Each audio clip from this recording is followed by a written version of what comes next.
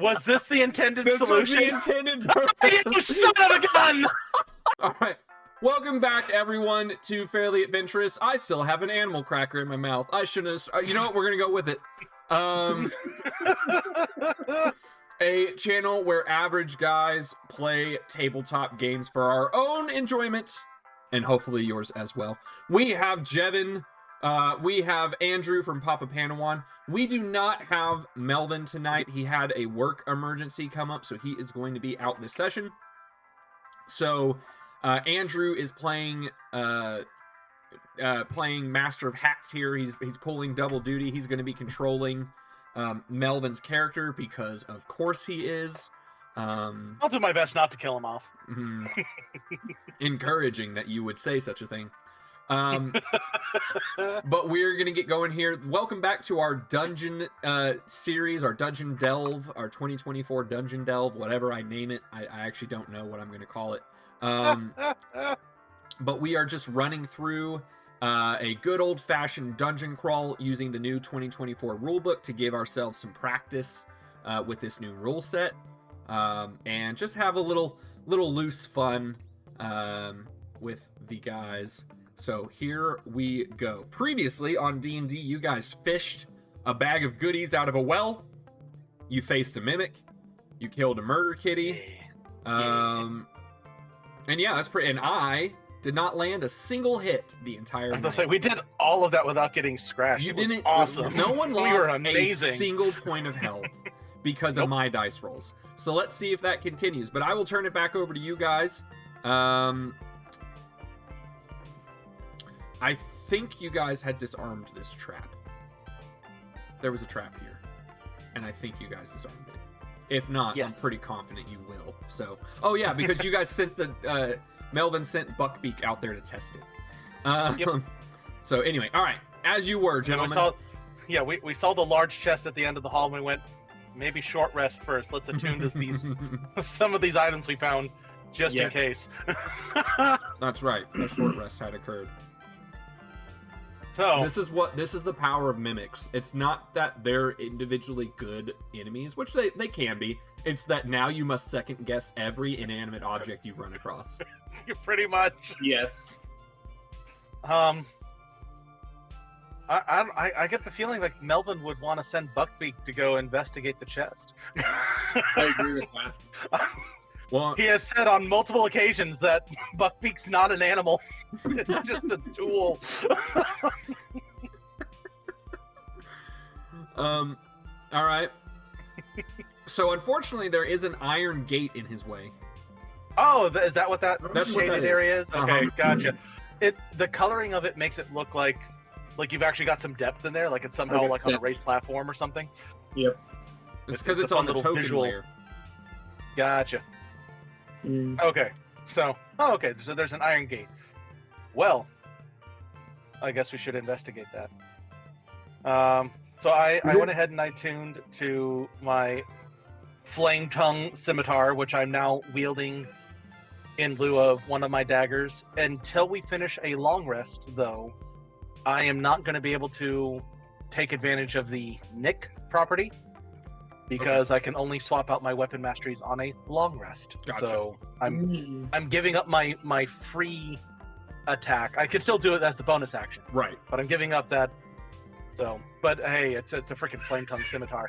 I do utter the command word, and it bursts to light, and it stays that way until I decide to sheath it. But now it actually gives me bright light. I think 40 feet is what it says. Like it's a better torch. Yeah. That's awesome. Yeah, it's almost like So- I gave you guys, because none of you took the light cantrip, it's almost like I gave you guys tools. In my defense, I'm not a spellcaster. I can't speak for the one guy who did decide to be a full spellcaster In a dungeon crawl. in a dungeon crawl. Holy Whoa. smokes! It's so bright! And it goes dim light even further. I'm stealthy as all get out in all this light, tell you what. I'm not a beacon. I totally thought about that when I requested a flame tongue weapon. Who needs to be stealthy anyways? um, so we had found and disarmed the trap here. Between the let's, clinging and the bright light, they're gonna know we're coming. Right. Now all of Stealth's just China out the knows you're window. here. Good. Just gonna go ahead and I'll continue forward, checking for any traps along the way as we approach this intersection. But I'm interested in checking out the iron gate to see if there's a way that we can open it Okay. from here. All right. I'm just gonna go ahead and reveal Yeah. that. So That's you- what I was you. gonna ask for. Appreciate it. All right. So I'd like to check this out, please. Okay. It's an iron gate. Rather than like a vault door, it's got bars. It's a barred gate, and about probably about 4 feet up, it is in fact a solid sheet of iron, and then the Gotcha. bars continue above that, with So- probably about 6 to 8 inches in between the rods. Okay. There is Examining a it, does keyhole. this... There's a keyhole. There is a keyhole. Ooh, I would like to try and use the brass key that I found. Very on good. The keyhole. Very good. Roll me a sleight of hand. I'm just kidding. Yeah. You jiggle it a little bit, and it seems stuck for a second, but then it turns, and you are able to pull it open. Ooh. Nice. All right. So, open the gate. Okay. Get real excited for a bit. I'm like, God, nope. Send in the owl. I would say once bitten. I didn't actually get bitten, but once stuck, twice shy. Hmm. I'm hoping that mimics are stupid enough that if it detects any sort of flesh, it'd be like, yummy. It's not an animal. Eh. He touches it. He also he rotates his head again, like just the. You guys are the worst. You guys are the worst. Just kind of shrug one. And then he holds his Sorry, wing out. Buckbeak. He holds his wing out, and he just like I love all the personality we're giving Buckbeak here. and nothing happens. All right.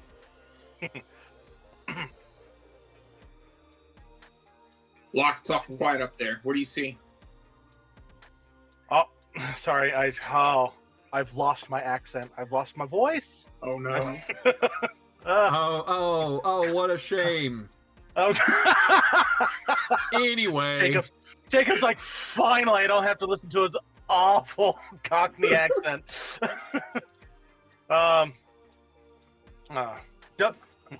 So far, Buckbeak seems okay. Don't think it's a mimic. I'm gonna check it for traps. okay. It is an unusually large chest. What you notice is that there's no latch. In fact, you can't even tell how this thing opens. What you Oh, do see interesting. are twin images, one to the left and one to the right, that appear to be of the same thing. Okay. And what they show you is something I have to roll for. You see an orchard with fruit trees lined up pretty well evenly. Okay. On a stormy night, it's you can see pale moon through clouds, and and it's windswept. That is And very intricate. the two images, what is that? Show of a farmer and what do you assume to be his son, two human farmers trying to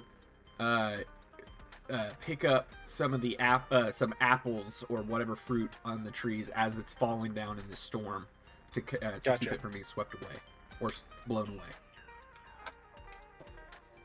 Oh wait, Interesting. no, no, you don't. I'm sorry. Hold on. That's a D8. I rolled the wrong die. Nope. I'm sorry. What you see is in this nighttime, you see several warriors in armor fighting each other for fruit, for this provision that they seem to have found. That perhaps they Gotcha. they stormed upon the wrong image, or the wrong orchard. Gotcha. So several warriors in armor fighting each other over the fruit of an orchard during a stormy night. And it's Well, two sets of this image. Gotcha. So like one on one side, one on the other side. They seem Yes. they at a glance they seem identical. That's correct. Can I investigate to like really like kind of doing like a spot the difference kind of thing? You like, to absolutely really... can. I would like a perception check for that. Okay, gotcha. Perception check, not a problem. Yes. Pull up my character sheet. Because it's literally notice changes in your environment. Let's see if we can notice There we go. changes in this environment. That's a 22. 22. Okay. You Yeah. spot 3 separate changes. Hey, all right. What you notice is that in one image, one of the warriors is holding a longsword, and in the other image, it's a short sword. Gotcha. You notice that the moon has different patterns of craters. It's hazy through the clouds, but you do notice that certain crater patterns are different.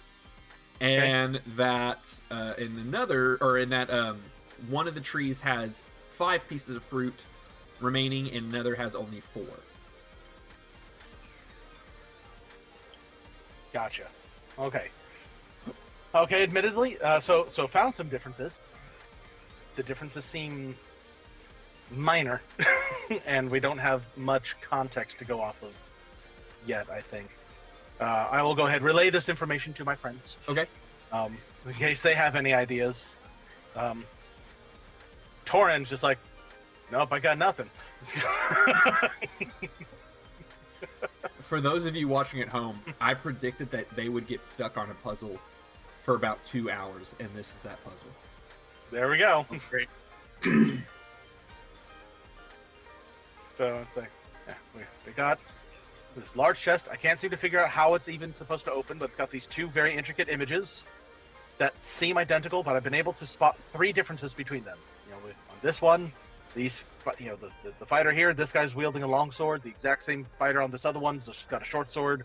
If you look at the moon, it's got the different patterned craters and whatnot.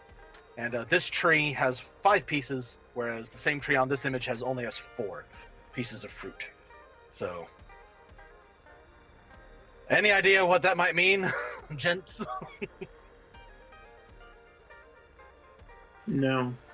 Right then, recommend we go ahead and put a pin in this and see if we can't find any further clues on this level, and return if we do so. At the very least, I'd like to give this one more try before we either head back up, or if we find a way back, if we find a way further down into this dungeon. But for now, we don't have a lot to go on, and there's still plenty left to explore. So we'll keep that in mind. Trees, soldiers, swords, and fruit. Right. Okay.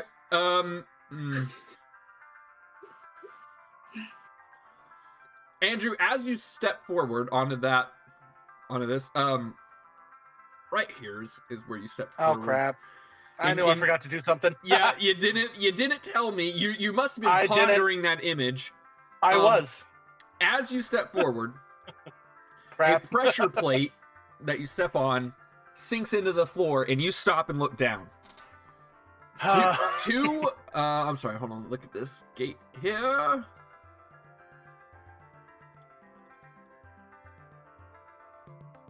Two metal sheets drop down from the ceiling. Uh-oh. And hold on, I'll just do this here. It's not just a simple pit trap like I was thinking it was going to be again. Dang it! So You think I would have learned? two metal sheets block off this 20-foot corridor. And a nauseous gas, a nauseous green gas filters in. I need both you and Mr. Chad here to give me Constitution saving throws, DC 12. Okay, 12's not terrible. Not terrible. Oh, Unnatural 20. Okay. No, Jevin? it's a 5. All right. Jevin, you will take 8 points of poison damage. And Andrew, you will take half of that. And go ahead and roll me initiative just so that way we can keep track Gotcha. of this. All right.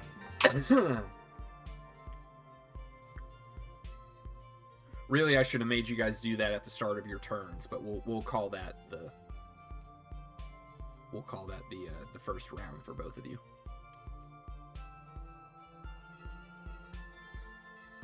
Oh, I gotta look up the stats for an owl.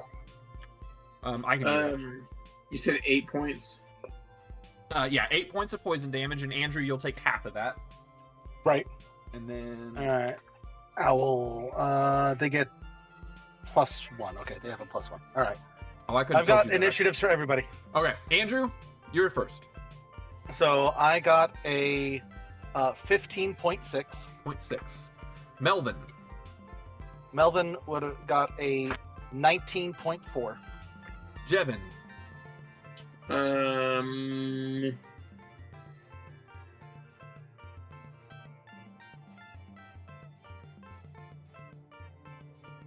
16.1, 0.1. yeah. Buckbeak. Buckbeak 18.1. Okay. Do you guys want to alert anything here? It'd be Melvin, Buckbeak, Jevin, Andrew at the moment. Right. So the metal sheets are these yellow lines, right? Correct. And they're solid metal. They are solid metal. It's not a particularly large sheet, but it is solid metal. Okay. Like thick. I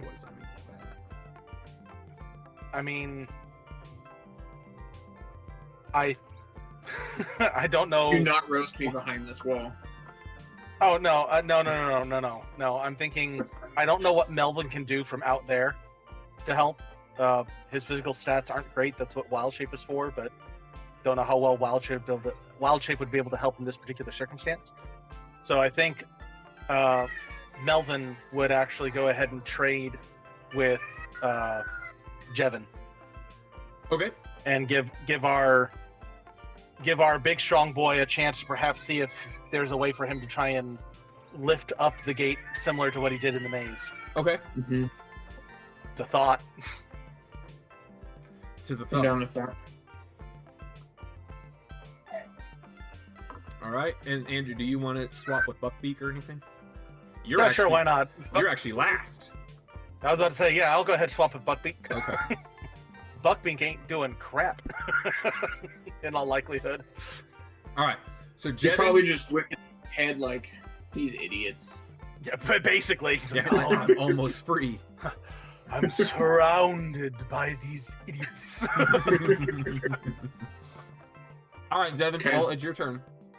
Can I tell, if it would be easy to move at all? Just looking at it, you said it's not very thick, but is it something that my character would be able to think, okay, this is simple, just push or pull? It descended from the ceiling. So you'll have Oh, to lift. There's Right. no easy area to grip under it. It's just a solid sheet. So it's hard Okay. to, but you're looking at it, you're like, yeah, it's a solid sheet of metal, but it wasn't very thick. So in theory, yes, you can lift it if you can get purchase. Okay. So if I were to pull out my crowbar Yes. and try and pry it from Yes. underneath. Sure. Go ahead. What's the? I assume it's just strength. Yeah. Give me a strength check, just a general strength check. Okay. Which I'll is give why you I one of wanted those. him to go first. Yeah. That is a 14. Oh, Oh, what? Oh, you're good. That's it. that's it. Okay. It does fail to do something. Would you like to use a? You have your second wind. Would you your, like to use your a second tactical wind die? mind? Yeah, let's do it. Okay. You were one away. You can't do worse. So yes, you had it. Yay! That succeeds. So mark off a second wind. The DC was 15, so you can't. You literally oh, can't man. have failed. We're so close. Yeah. I love Tactical Mind though, because he's like, "Oh, what do you mean I failed?" No, I didn't. You are able to get the pry the crowbar just enough that you could fit your that you can get the bar itself under there. So now you would be able to get your sausage-like fingers underneath there and lift it under next turn. I do so and I push up. Well, you'll have to wait till your next turn because that was your crowbar is your action. That's right. That was my action. But successful attempt here. Very good. Beautiful. That will decrease the DC of what I was going to make you do. Perfect. All right. That leads us to Andrew then. All right. Seeing that, I'm going to go ahead, step off the pressure plate. I assume that it's not like the trap reset, like it's been set. It's not gonna. I mean, you could pump more gas in there, I guess, but I'd rather not. So, no, we got to get out of here, but we also need to be able to get through. So I'm going to attempt to examine that pressure plate, which I discovered already, and see if there's a way for me to disable it to ensure that we don't set this thing off again. Okay. Go ahead and roll a sleight of hand check, since this is just your tools. Thank you. Mm-hmm. Ooh, not great though. When the dice don't like you, I think that's only going to be an 11. Let me double check. Sleight of hand. Yeah, that's only an 11. Low roll. So you're down there trying. It happens. You're down there trying to figure out how to disarm this thing, but unfortunately the gas is in your eyes. Yeah, just like. And you're unable to do that. Well, that's all I got. All right. That will give us Melvin and then Buckbeak. So Melvin would, I imagine, see that the metal sheet has been lifted slightly and sees the big ol' fingers of Fladnag there, and he's going to say, I'll do what I can to help. And he's going to kind of squat down there, not getting directly in Fladnag's way, like, with his hands and whatnot, but he's going to try and brace and prepare himself to try and help lift up with Fladnag. So Sure. attempting to give essentially the help action. Sure. For him. Holding the help action until. All right. Yes. Okay. Very good. Does Buckbeak do anything other than just kind of hope that you guys die?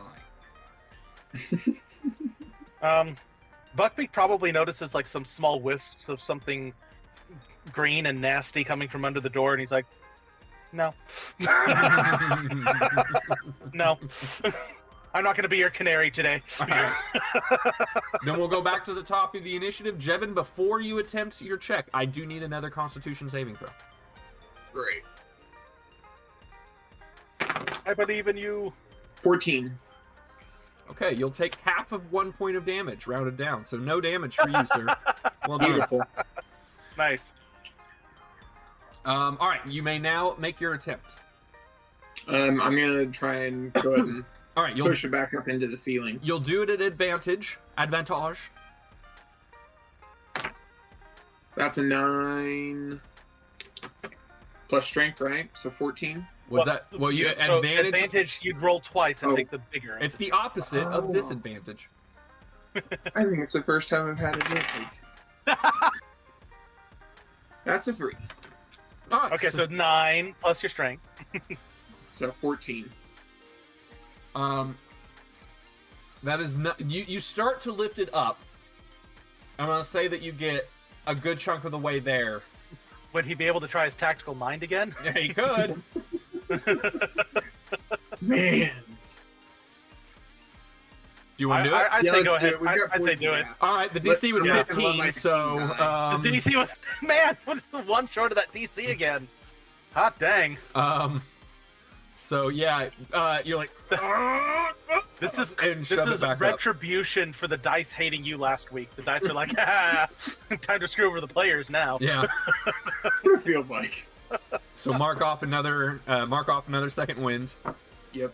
I think you have one left. I have 1 left. But you got it open. I did. All right, very good.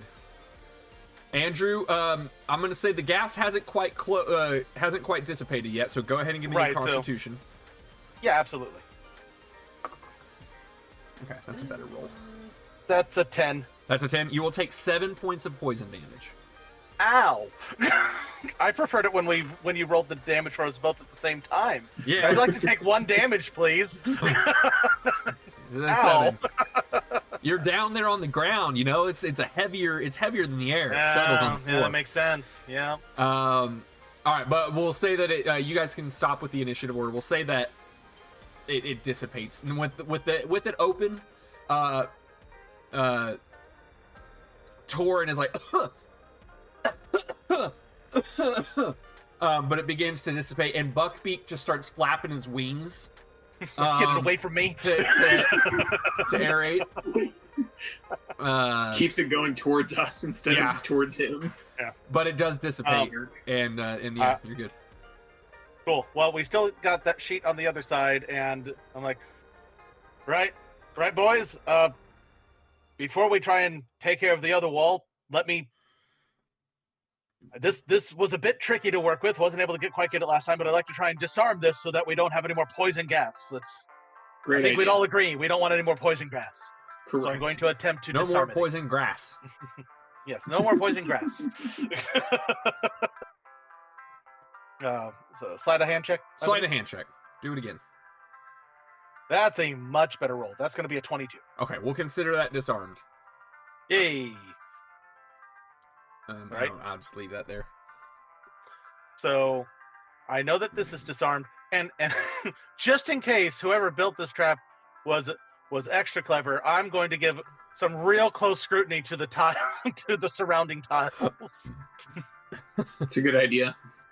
It's like I know that this is safe, so I'm going to give a good look at all the tiles around here. I want to make sure we don't set off anything else on the way to when we have to try and lift the final, the other wall that's in our way. Yeah.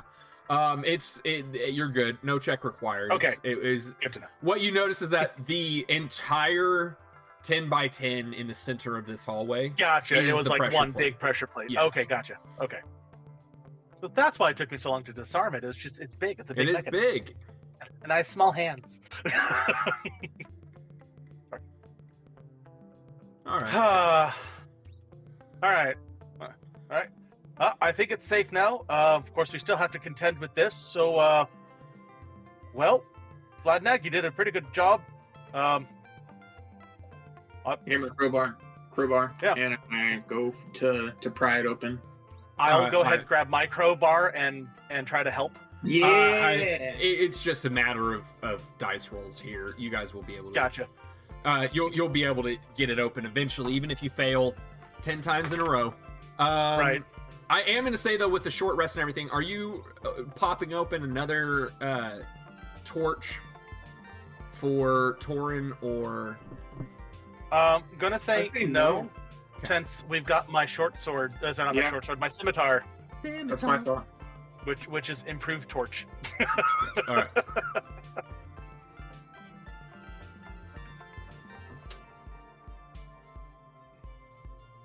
There we go.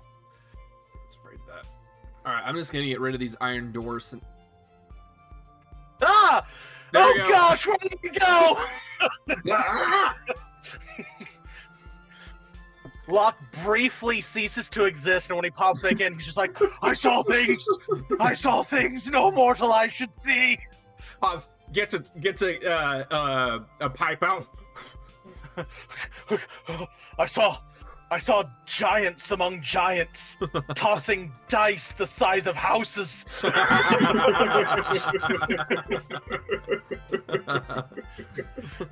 But it was odd. We looked flat and two-dimensional, and I'm not quite sure what strange dimensions they lived in. The last of the Longbottom leaf. All right. All right. So I'll say you look down the halls here with yeah, your sword. absolutely. Well, we've always been a fan of left first, so I say we go ahead, head north, and Let's do that. very carefully checking for any further pressure plates. All right, make me. Because that's what I need is just one failure a day to be like, oh right, that's my job. Look for traps. Make me a perception check.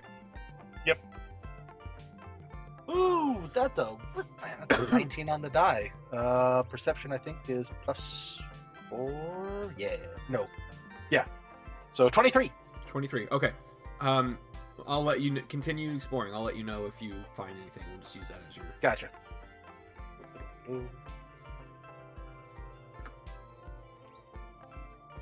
I'm working on getting Melvin and crew up. All right.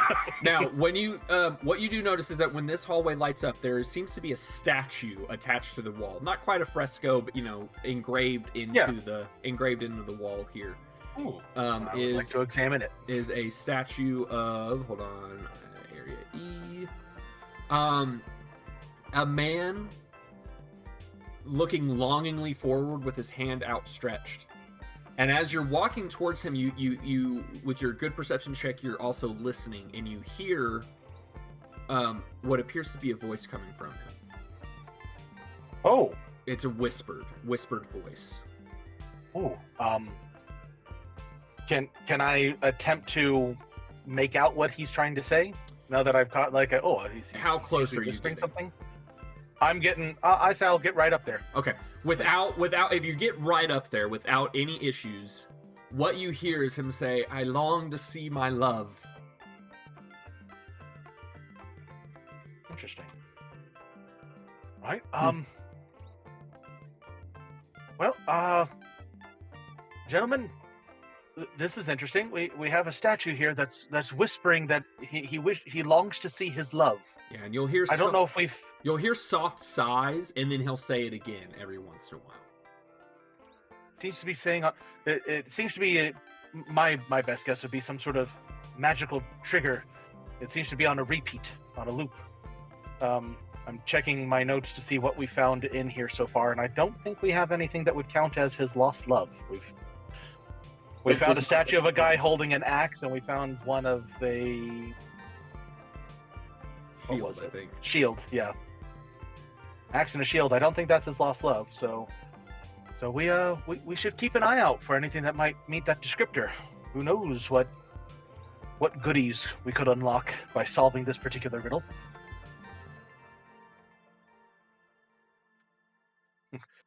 Putting a lot of pins in things right now.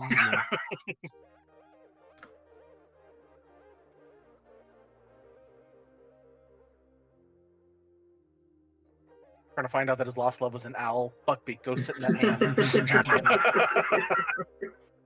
Hand just slowly crushes. Oh, Buckbeak, no! Alright. What color jewel was in that box that we got the first time? It was an opal, as I recall.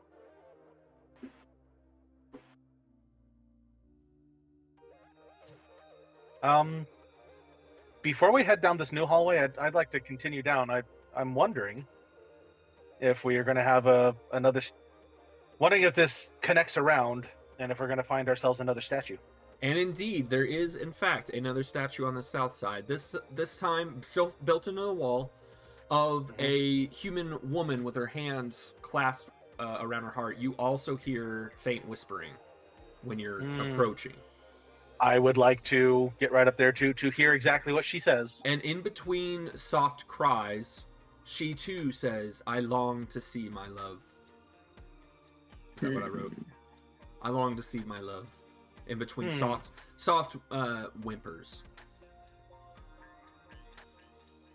And these statues seem like built into the wall. Like there's not a good way to. It's not like they're in recesses that we could perhaps remove the statues. Like if we tried to remove the statue, we'd break it, kind of thing. Yeah, correct. It's more like carved into the wall than it is modeled. And there's no way it would like twist around into like an interior room or anything. Not that you can see. Oh, that's interesting. Well, I like that thought, though. I'd like to examine the area around the statue and see if there's some, like, maybe a false wall or some sort of way to rotate the wall, something like that. knowing that there's a similar statue on the north side, is there a way to rotate this? Go ahead and give me a investigation check. Yeah.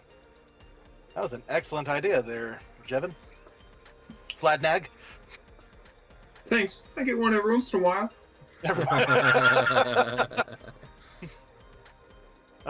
That's a 17 on the die. Investigation. I took expertise in for just such a situation. So 22. 22. Okay. It does appear that the section that the statue is carved into perhaps could move. But as you're pressing against it, it is solidly set. It doesn't, and you do take some time to inspect every area that you think could perhaps hold a trigger of some type, and you are not finding anything. So you can firmly come to the conclusion that if this thing moves, it's not it's something else is required. Gotcha. All right. There's a switch somewhere. Yeah. It's like, yeah. Nope. You had a good idea there, Flatnag. Doesn't seem to be any way that we can manipulate it, but well, we've got a whole nother hallway to explore. Hopefully we'll see something there. Yep.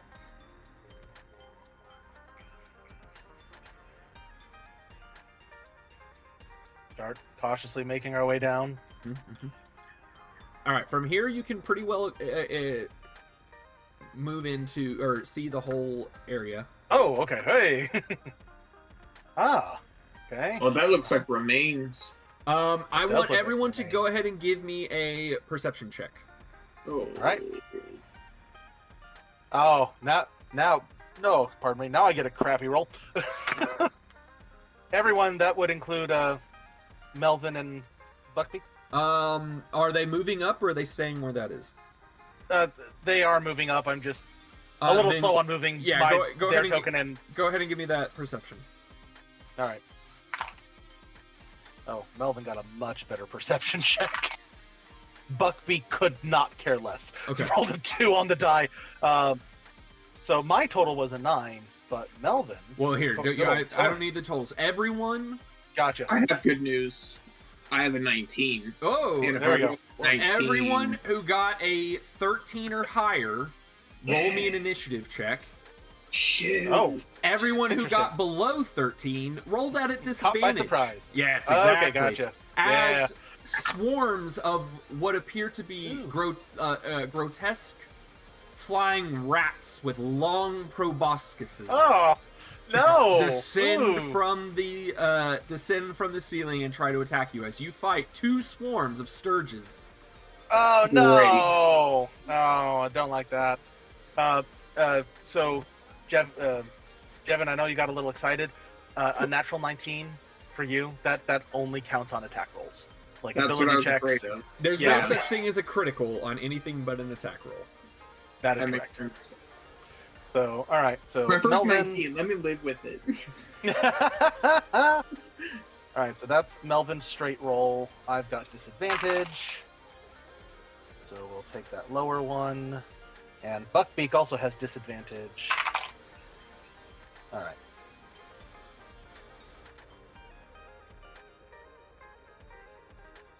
All right. I've got numbers. All right. Let's me do some copy paste to the copy paste. All right. Javine, let me have yours first.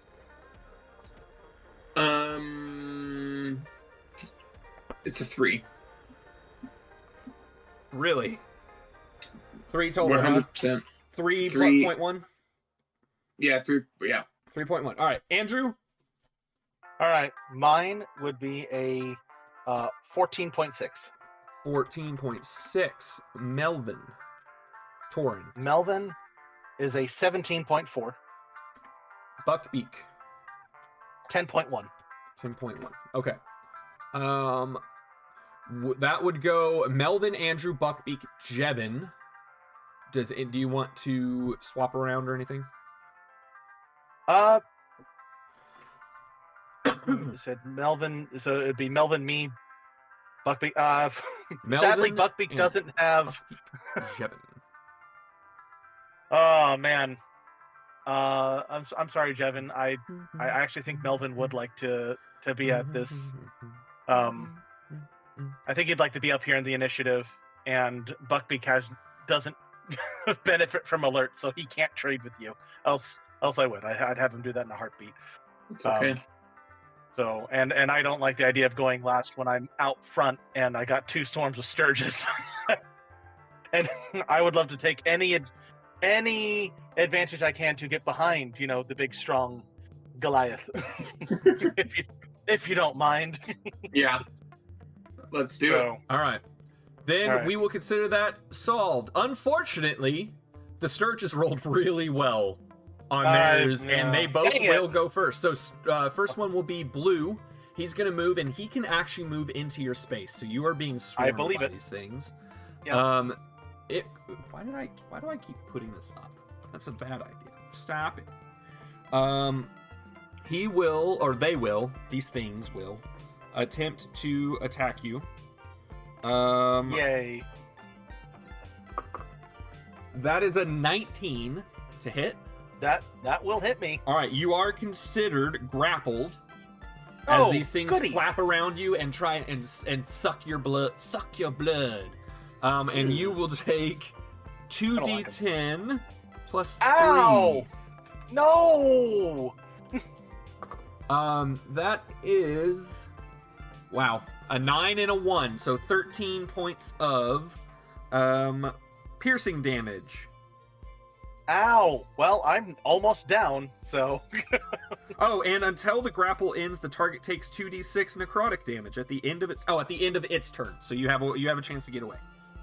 Gosh, this is not great. No. And also,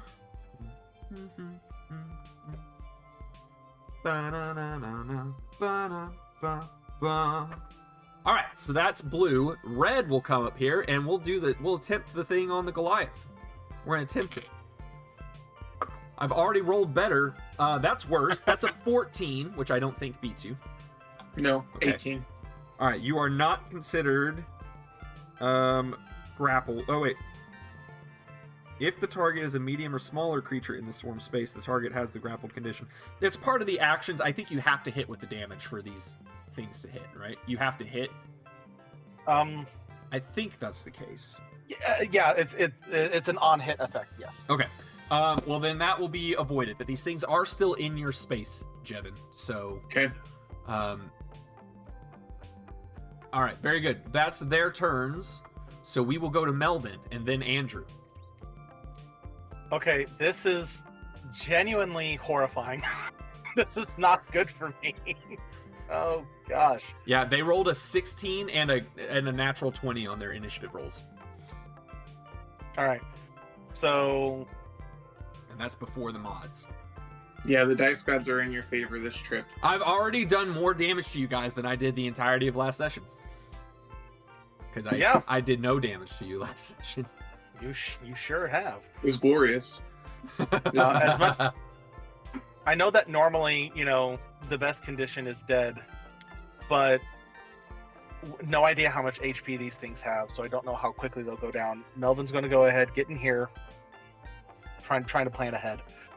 I will indicate I'm hurting real bad, so I'm going to have him use an action and a first level spell slot to cast Cure Wounds, because that's one of his circle spells that I know is prepared on me. It's a touch spell. So that will be 2d8. Melvin, come touch me with your hands. That's going to be 2d8 plus his wisdom modifier healing that I'm going to get. And I don't know if he remembered this, but according to his character sheet, he has the healer feat. So if I roll a 1 on either of these, it can be re-rolled. Yep. That's great. It's good. That's an extra half. Which is good, because I rolled a 7 and a 1. So let's re-roll that 1. Okay, rolled it into a 3. Okay. So that's 10 plus his wisdom is 3. So 13 back, which already makes me feel much more confident. Yeah. That's good. That's good. All right. Anything else? Oh, he's okay. doing? So that's his action. As his bonus action, he'll go ahead and burn one of his wild shapes, and we'll go ahead and say these things don't really get knocked prone. Let's go with his dire bear form because it gets 2 attacks. Dire bear. Okay. Sorry, not dire bear. Brown bear. Brown bear. Okay. Hey, we're just gonna use the wolf token because that's what I have. That works. But it will be a brown bear. Very good. Beautiful. So we'll put him over So here so he's we don't brown forget bear right about now, him. Brother bear. Is that what you said? and that will give him 12 temporary hit points Okay. when he wild shapes. So. Okay. All right. Very good. I believe that is his turn then. And Yes. then we will go Andrew. Okay. So, yay, I've been healed up a bit, which is nice. We'll go ahead, use an action to attempt to not be grappled anymore. Okay. It is a Uh, DC 13. DC 13, I'm absolutely going to use my acrobatics. Yeah. Are you sure about that? Yeah, that's a dirty 20. Okay. So, Yeah. All right. You escape the grapple using your action. Yep, escape the grapple. Now, I know I'm going to be potentially getting hurt here, but I am going to step.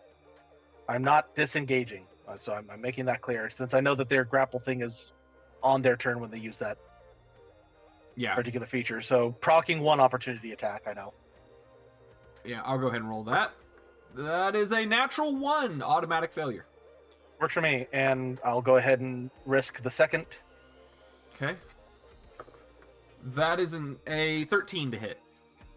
13, that does not hit. Okay. Okay. You're good to go. Then from back here, I'm going to bonus action, kind of put my hand up to my circlet, and I'm gonna use that sucker. We are Scorching Ray. Yeah. Is Circlet of Blasting not an attunement? It is not It is not. Okay, very good. Then as you were. Because I know you said you attuned to your scimitar, so. right. So Circle of Blasting. We are going to that. So Scorching Ray is 3 rays. I can aim them at 1 target or multiple targets. We'll go ahead, say 2 at the one that's on the swarm that's on my buddy. Okay. And 1 on the one that attacked me. So rolling 3 hits here. So we'll do the 2 on red first. Okay. That's a Thank 15 to hit. That one will hit. Yes. And okay, then this should hit as well. That'll be a 17. Okay, both of those hit.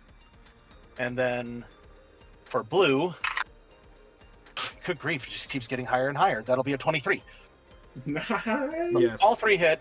All three Each hit. ray does 2d6 fire damage. Okay. So I'll go ahead and roll the damage for red. It's 46. Wow, really crappy. 3 1s and a 3, Oh. so 6 fire damage. Wow. Sometimes that's how it rolls.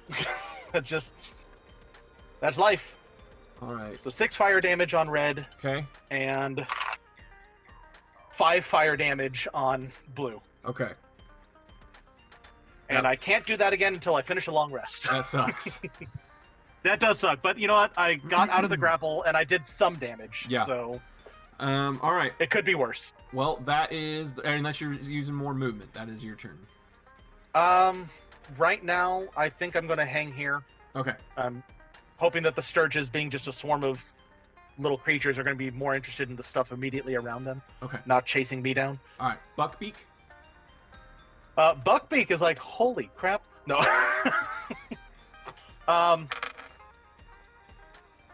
It's one of the few things the familiar can do in combat. He's going to attempt the help action against for Fladnag if he attempts to attack the red swarm. So Okay. he's kind of getting up in there and just kind of disrupting them. I don't know. Sure. He's making a nuisance of himself. Sure.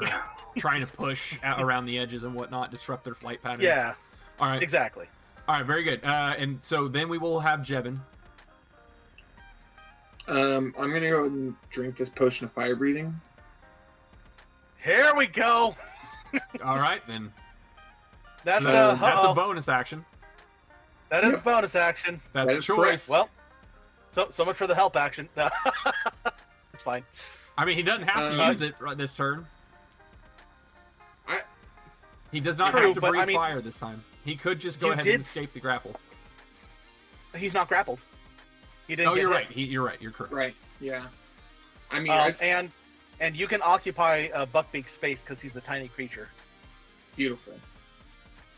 So you could step back. You'd proc an opportunity attack from blue. Admittedly. No, because he attacked. Blue Oh, that's attempted right. Never mind. Yeah, I burned their reactions. Yeah. Hey, go me. So you'd be able to step back and use the action to breathe that fire. I think it's an action, right? It's bonus action to drink. Well, it's bonus action to drink, but I think it's an action to actually breathe the fire. I am double checking in the DMG. P for potion. Google just says allows the user to exhale fire 3 times as a bonus action within 1 hour, dealing 46 fire damage to a target within 30 feet. Target Okay, makes so a DC 13. all right. So now that so you used your bonus action to drink it. Correct. I mean, we could say that he actioned it if we wanted to. It doesn't really matter. I'll just say that I drank it as the bonus action. I want to just get it primed up. Okay. Gotcha. What do you want to do with your action? So I mean, he for can my still attack action, at advantage. Yeah. So Buckbeak's giving you the help action essentially. So you do have the ability to attack at advantage. on the red swarm. Yeah.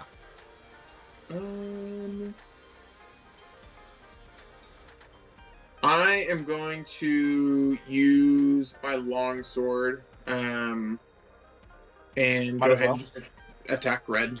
Attack red. Okay. At advantage. 18 to hit. Do you want to go? Is that with advantage? Did you roll your second one? I didn't roll my second one. Roll your second one. roll your Go- second You one. might as well try for the See crit. Yeah, see if it's that nat 19 or nat 20. The 15. All right. Ah, Well, 18 on it's the always di- worth it to try. Yeah. 18 on the die will hit. Beautiful. So So, it'll be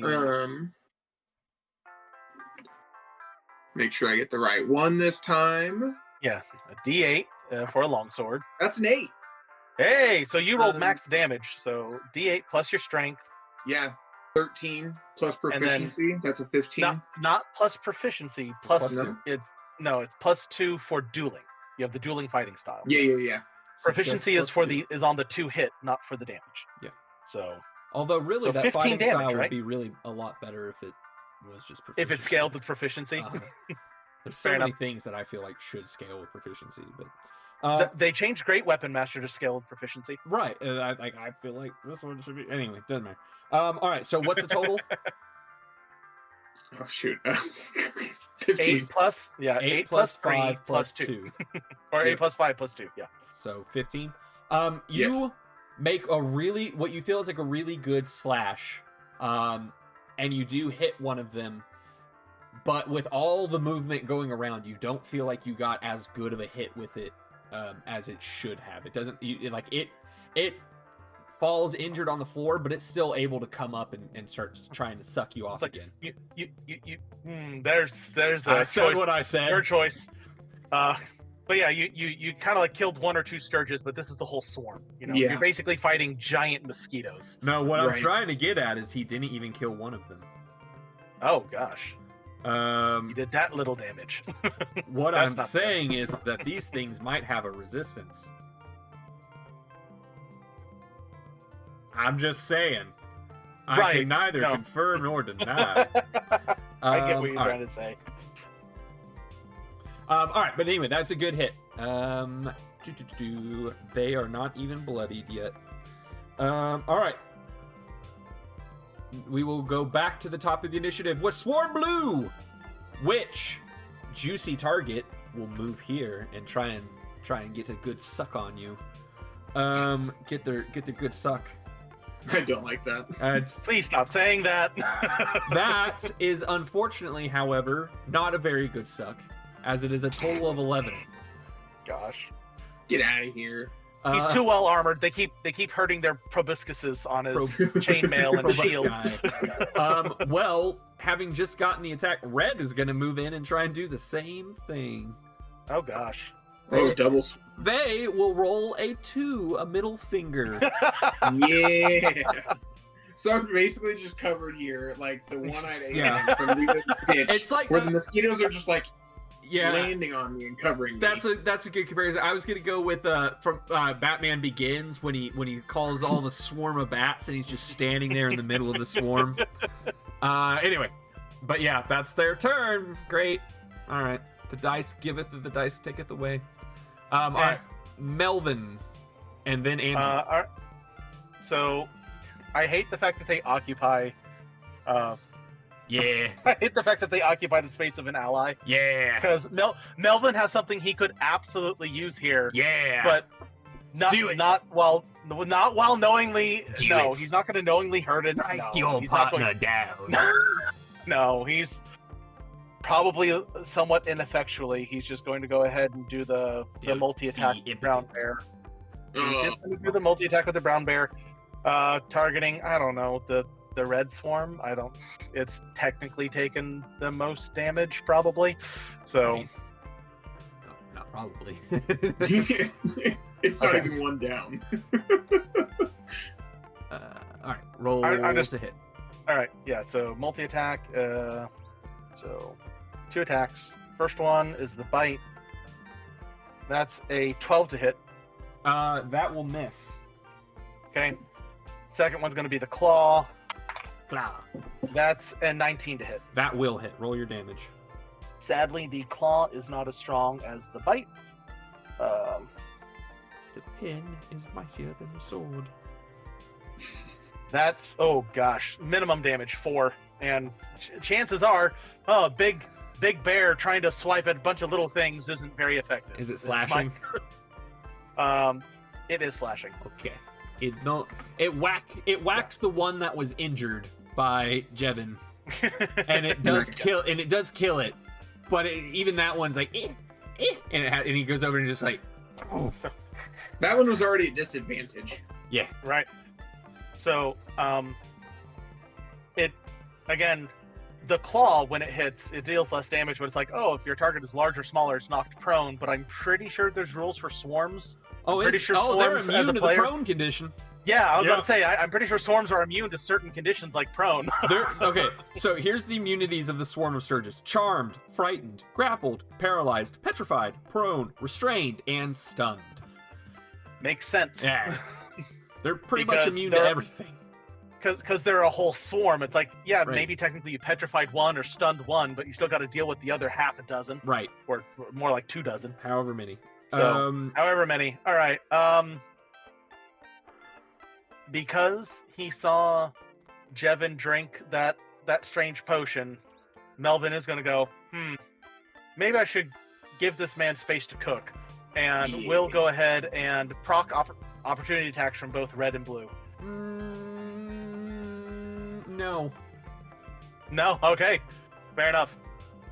We'll just move back, let's say 15 feet. Give him plenty of space. So. And that's Melvin. All right. Then we will go to Andrew and then Buckbeak. So Andrew and then Andrew. Yeah. All right. After Andrew. So. One of these days, it's just going to be a recording of you DMing for me solo. I'm playing 5 different characters. You have 5 different voices going. I mean, for those of you that haven't seen season 1 of Coasthold, check it out. I actually do something pretty similar there. Yeah. But I don't know. What season is it? Solo campaigns. Honestly, solo campaigns, I could see those actually being pretty fun. Who doesn't like to do it on their own sometimes? All right. So I would like to try and help. I don't have some good AoE options, unfortunately. I will come in here, and because I just really want to try and use my new Flame Tongue Scimitar. I'm going to first attack with my short sword. Technically, we'll do red again, and if it hits, I'll even get my sneak attack because there's definitely an ally within 5 feet. This isn't a disadvantage. Yep. Yeah, I think that's hitting. That's a 21 to hit On the short sword, yes. on the short sword. Yep. So this will all be piercing damage. Okay. Ooh, good roll. And this So is, I'm sorry, even if which it's one was this? Was resisted- this red or? Red. Yeah, going for the one that I know has been hurt the most. I want to try and get one of these All right. focused down as much as possible. All right. So that's 14 on the dice themselves plus 5, so 19 piercing damage. All right. You are able to get a couple of these things. Okay. They will be considered to have the bloodied condition. Fantastic. I'm going to follow up bonus action with the scimitar, Okay. which, flaming. Which will be at advantage since I hit them with the short sword, and it has Vex. Yes. All right. Ooh, that's only a 13 to hit. That will miss. That will miss. Okay. Darn. Whiff. Just too bad. Roll a 7 and 5 on the die. Well, Looking- see, you're about to swing at one, and as you're coming down, you realize you're gonna hit the Goliath. It's like, oh, nope, Yeah, no. That's exactly it. Nope. Don't want to hurt my friend. Do not hurt friend. Master will not hurt blaster. And I will also willingly provoke some opportunity attacks as I back away. Yes. All right. You're like, yeah, I'll take him on you. Both of them will go against you. That's right. Kill the rogue. The lowest is a 12, Okay, 12 does not hit. and the highest is a 19. And what I'm going to say is that The 19 will hit. the 19 will hit, and I did have them color coded. Unfortunately, that's the non-bloodied one, so Okay. full damage.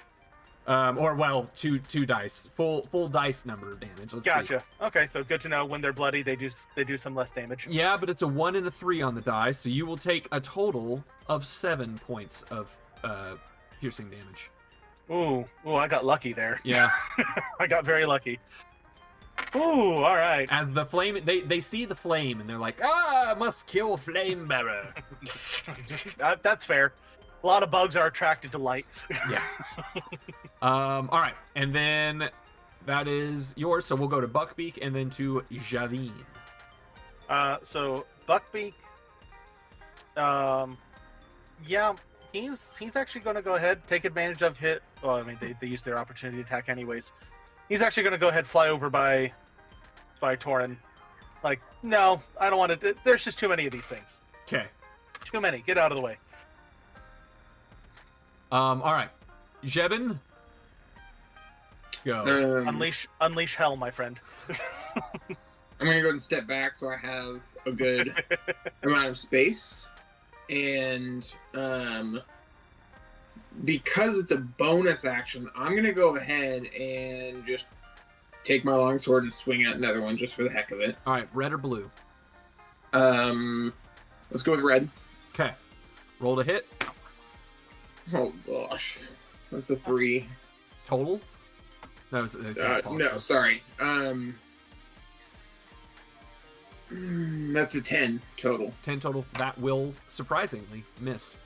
All right. Surprise. Speaking of surprising, I just reread Potion of Fire Breathing, and I could have sworn that it was an AoE, but it's not. I thought it was. Yeah, I thought it was a cone. No, according to the It's monster attack? man. So specifically, you take a bonus action to exhale fire at a target within 30 feet of yourself. So you Oh. can select one of the two swarms, but it's not an actual cone or anything. I really thought Then it the was target. a cone. I did too. That's why I was like, okay, let's clear the area. Yeah, Yeah, assumed it's what you get for metagaming. Yeah. That's what you get. The target makes a. I mean, when you hear something, Potion of Fire Breath, you just kind of assume there's some No, sort of. I would have 100. I 100% believed it was a cone. I thought it was Yeah. taken after the 5e fire breathing spell, which is a cone. Oh yeah, the dragon's breath spell. Yeah, which dragon is- breath. you're right, I that really is- thought that's what this was. What I that did was too. Doing, but okay. I think that anyway, would make it a better potion. it Anyways, really yeah, would. But to be Tar- fair, it is a bonus action potion, right? Like it is. that's like, true. To be fair, Um, to be fair. Right, Um, to be fair. Yeah, the target makes a DC 13 Dexterity saving throw, taking 4d6 fire damage on a failed save, or half as much on a successful one. Jevin, red or blue? Let's go blue. That's probably a good call. Try to weaken the swarms, make them. Yeah, the red one's already bloodied. Let's try and get something out of the blue one. All right. Smart. So Dex save. Yep, Dex save DC 13. That is a natural 20. Okay, so they they'll succeed, take but they'll half. still take half damage. Yeah. So 4d6, Jevin. Oh, there's 9. Okay. We're above average. And let me make sure I'm reading this one right. He's got a silly one. That's another 11, so 18 total. Really? A 6 and a 5 on that second dice? Yeah, a 6 and a 5 on the second. Wow. I wanted to make sure it wasn't a 9 on a So D6. 20 damage. So 20 damage. 20 damage halved because take half, it succeeded. Yeah, 10. But that's good. That's good damage right there. Yeah. All right, on blue. All right, very good. That's not they're not bloodied That's yet. pretty good, That man. was good Yeah. damage. That is good damage. I'll take it. All right, very good. Well done. As you Thank literally spit at him and hit two of them and knock them down. All right. It's not coming from the throat yet. Just give it a second. Well, blue will move to swarm you again. Yep. That is a Keep getting- 22 to hit. Oh Bad hit. All no! right. And it's not bloodied, so you will take a 1 and a 5. Gosh darn it. 9 total piercing damage from that. Gonna swap out those d10s. Red is not intelligent, so I'm just gonna have him move over to you. And it's How much damage again? Sorry. a 1 and a 5, 6 plus 3, 9. 9 total piercing damage. And I almost then did it. Make sure. red is not going to hit you. So you don't have to Beautiful. worry about that. You are considered grappled though. Well, okay. Also, do me a favor, take 5 feet back. 5 additional feet back here. Because had you made that attack, since it's a ranged spell attack and you were only 5 feet from them, you would have been at disadvantage. No, it's not a range. It's not a spell attack. It's a saving throw. So it wouldn't matter. You're right. I'm sorry. Never mind. It's a targeted saving throw. Okay, got it. All right. Correct. All right, very good. Well, we'll move back then. All right, that's their turns. Melvin, and then Andrew, and then Buckbeak. So Andrew, and then Andrew, and then Andrew. Whee! And then we will get back to Jevin with his fire breathing. All right, so I just for funsies, Jevin, how would you feel about having a second level spell dropped on your head? I'm actually curious. This is a mechanical question that I wanted to ask last time. Okay. If you cast the spell Uh-huh. and you roll like a 16 damage, Mm-hmm. I have 18. Does it technically damage me, even if you do roll damage at them? You have 18. Yeah. So if he rolls a 16, Oh, you mean No, a so- targeted so- spell? We're not talking. We're So, talking about a saving yeah, so throw. yeah, this is a spell that would be a saving throw. So if you succeeded on the saving throw, you take half of whatever damage I roll. what kind of saving throw are we talking? It would In be the range a of Constitution saving throw. metagaming. I'm willing to take a hit on a Constitution. Getting in the range of metagaming. Gonna take a Oh. Constitution save. We are planning tactically. No, it's fine. All right. So in character, you know, we'll say that Torn was kind of muttering a complaint about like, they keep swarming my allies. I can't use my spells, and I assume Flatnag's like, do it, hit me, just Yes. take them out. All right, cool. I can take the heat. Yeah, fair enough. So yeah, we're gonna go ahead and use one of his second level spells for Moonbeam. Oh no! So it's a 5-foot radius we'll say centered on this point here. So Yeah, this you better entire give yourself 4x4. you better give yourself a circle. Yeah. let me go Well, ahead and try honestly, it. you may not need to. Moonbeam's pretty powerful. We might just drop these things. We'll see. Let me red and blue this for Constitution. Wow, they're can I both not- gonna fail. That's a 1 and a 4 Why- on the die. Why can't I select this circle? I just drew the circle. Why can't I move it? Try rolling your. Try dragging across the entirety of it. Oh, there we go. Gosh, it's got a weird hitbox. Yeah, drag It won't. drag yourself over it. Yeah, it will not let me put it on the point, which is really annoying. Well, So make just- it bigger. Look now. Make it. It's a 5-foot radius, right? Centered on a. Yeah, point. it is. So it's a 10 Oh yeah, by if 10. you're right. I just drew it wrong. Okay, let me try. You this. drew it too. Your hole is too small. Make it bigger. There we go. Yeah, there you go. There we go. So so the DC. Let me look at his. They failed. Blah, blah, blah. They failed. Oh, They DC rolled 14. They rolled a 1 and a 4 on the die. They failed. Oh gosh. Okay. So yeah. So it's DC 14 for you, Jevin. Don't know if you've. Roll that Already rolled it or not. Constitution. He's holding his head in his hands. It's going to take 2d10 radiant damage. What'd you get, Jevin? It was a So that's 7. That's a 7 total. So, yeah, Ooh. with the modifier. Ouch. He said he was confident about a Well, Constitution go ahead, save. go ahead and take 14 points of radiant damage, and same with Oh. our. That gets stirred swarm red out of the game. And blue. You are is very much bloody. enjoying this. I've had a day. This is all I can do to keep myself from crying. I'm just kidding. I don't cry like a real man. Singing a lot for a guy who doesn't like musicals. Musicals suck.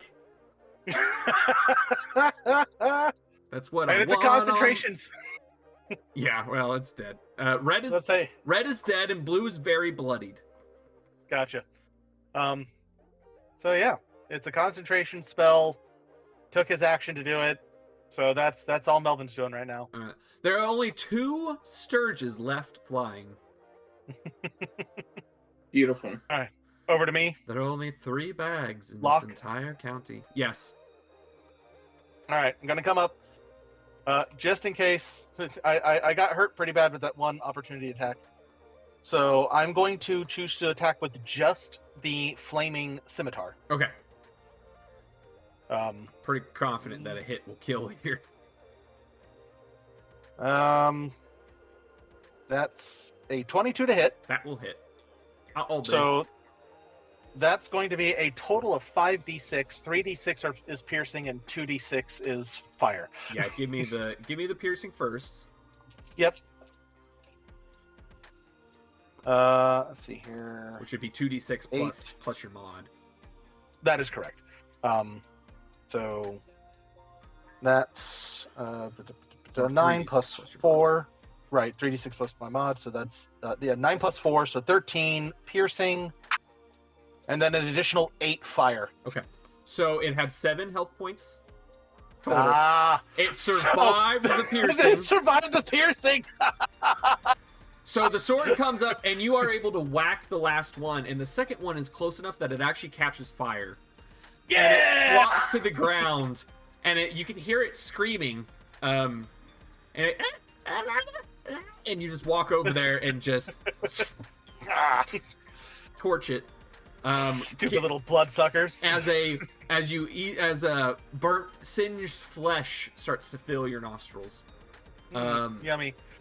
Yeah, but not the good kind of singed flesh. Like not a steak, not a fillet.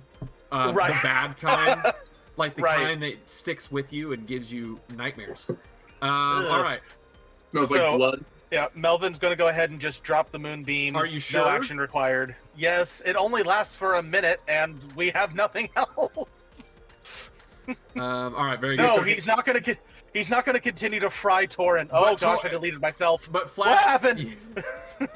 Dang it! I Thank got you. it. You're welcome. But Fladnag wanted a Constitution save. You know, like No, He- I sure didn't.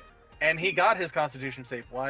you're gonna have to Okay. drag it over. But I am trying, and it keeps wanting to like just hang on, moving this out of the freaking way. There, finally. Sheesh, are you kidding me? Okay, hold on. What I'm gonna do is take I- you off of say. You go here. Okay. Let's see. Just take them. Okay, try it now. I literally can't select my circle, and I'm dragging it like. I'm sharing my screen in Fairly Adventurous. You can see how big I'm trying to drag this thing, but there's no selector for the circle. Okay, Just hold on. ignore it. It's not. It's not there Just anymore. ignore it. Oh, I moved Chad. What the? Everything's wrong. Okay, yeah, just ignore it. Just ignore Just it. ignore it. Just ignore it. All One of right. my favorite lines from the expert sketches. Yeah. What is preventing us from doing this right now? Geometry. Physics? Just yeah, ignore geometry. it. Just ignore it. Oh my gosh. Oh, I saw that sketch and I both found it hilarious and highly triggering Right. because It's so sadly true. it is so sadly true. Yeah. Oh look, Andrew's our expert in this one thing. I'm like, okay. We want 7 red lines, 3 with red ink, 3 with green ink, 1 with transparent ink, and we need them to And be parallel. all strictly perpendicular. All They could strictly be parallel. perpendicular. Yes. They must all be strictly perpendicular. It's like, Perpendicular no? to what? Oh, Yeah. let me look at my notes. to each other. Each other. Gosh. Okay. Well. I've been in way too many meetings like that. Trying to tell the client, I'm sorry, my program doesn't do what you're asking, and some manager going, no, hang on. Yeah. Hang on, You're the Andrew. Let's not be presumptuous. Hasty. Hasty. That Yeah. was it. Let's not be hasty here. What? I love those sketches. I love hate them. I love them because they're funny, and I hate them because they're true. That's exactly it. Okay, well now that we've killed off these stupid little blood-sucking Now that you've prevented the suck, yeah. Hey, look, there's a corpse here. Probably there's some bones. There's some bones. Some bones. Yeah. What about them bones? I would like to investigate the bones. Okay, you'd See like if- to investigate they the have bones. anything interesting. You'd like to inspect Yes. the bones. Okay, very good. Yes. No check required. Okay. Excuse me. What you find amongst the bones is a compass held in brass. Okay. Okay. Uh-huh. And when you pick it up, it's similar to that brass with the opal in it. It's a Mhm. brass casing with a wooden, like a wooden domed. Gotcha. I'm thinking of essentially the compass from Pirates of the Caribbean. You know how it's got like that black Gotcha. dome. Yeah. Looks like that, Yeah. but it's clearly wooden with a brass casing. And when you open it up, it's got it's like a compass. It's exactly what you think it is. A brass Okay. overlay with a thin wooden dial and a iron magnetized rod in the center, free floating. Okay. It's like, hang on. This compass here, the casing it's in, and I'll go ahead and dig into my bag and break out that opal in the brass case that I hadn't thought about since the day before when I actually grabbed it off the pedestal. It's like, oh, these seem kind of similar. I wonder if they're used together for something. I'll remember this for later. For later, okay. So a lot of things Well- we're remembering for later. Well, I mean, for later simply because like we're not there now. There's still more to explore. I figure explore the area. Sure, go for it. Do you agree, Jevin? Like, Um, as opposed to running straight, because I feel like maybe this could be used in, it doesn't make sense that it would be used with the statues that we found. Doesn't make a whole lot of sense that it would be used on that large chest that we found. But we still don't know the secret of the room full of sand and explosions. But now we have Let's a not compass. talk about that room. Let's not. Well, that's the thing. We have a compass now. Like maybe the compass can help guide us. Maybe the compass. I don't know what the opal would need to do, but maybe the compass can guide us. The man's hands were outstretched, like as if you were supposed to put something there. Right, but he specifically was both the male statue and the female statue were saying, "I long to see my love." So I don't. Maybe you're supposed to place something there, but at the same time, seemed more like he was just reaching for his love. If those walls move in some fashion, perhaps the way that they finally move will cause him to be literally reaching towards, the other statue. It's just a thought. And I'm just thinking, compasses give direction, and They maybe do. It could give like the direction he needs to be able. I don't know. I also don't know what would happen if it is If we were place to put something in the something- hand. Right. Let's say if it is something where you have to put something in its hands, I don't know if it's trapped where it's magical enough that it's whispering. What if it's also been magicked to where if you put the wrong item in, something bad happens? So That's true.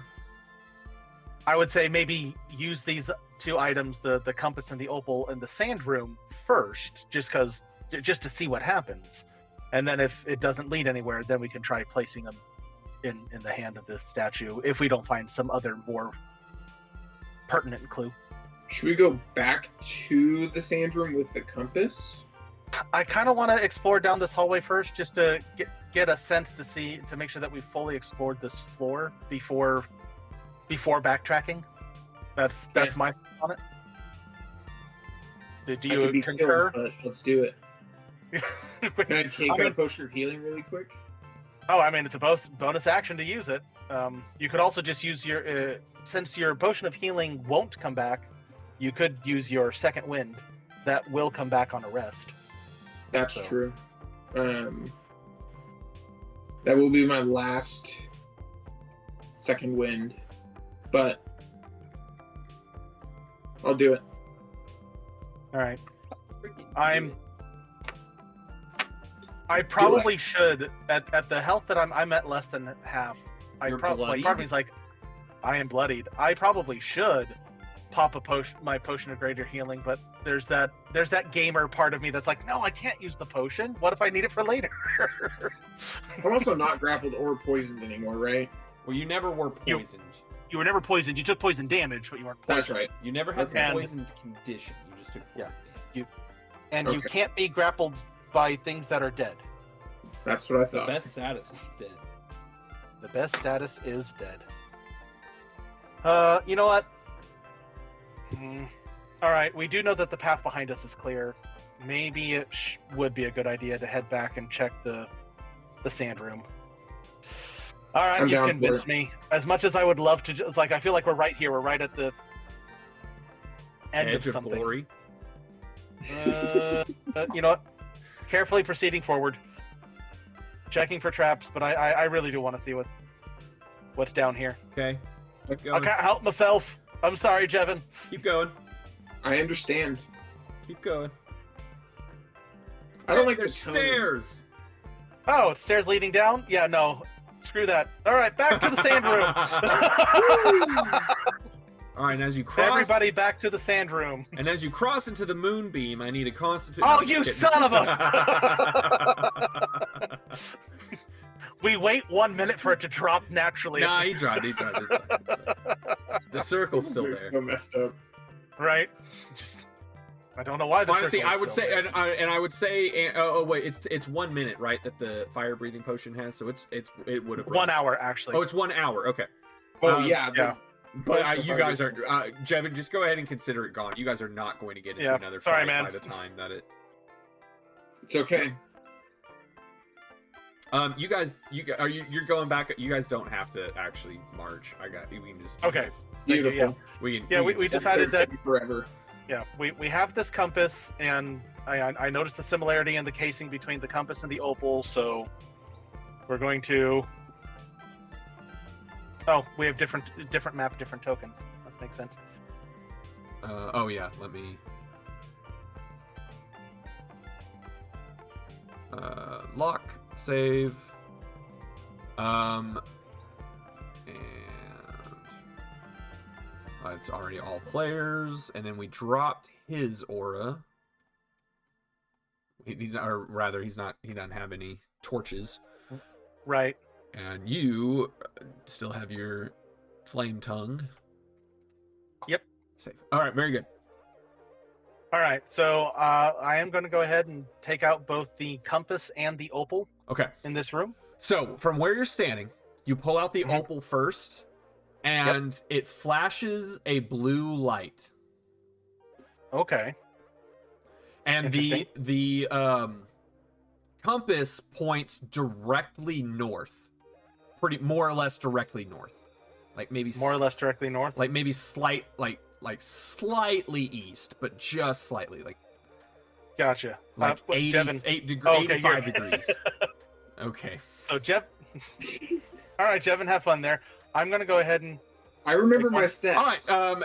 You step onto that tile, and you hold on. I need a DC 13 Constitution saving throw. Ooh. Johnson. Okay.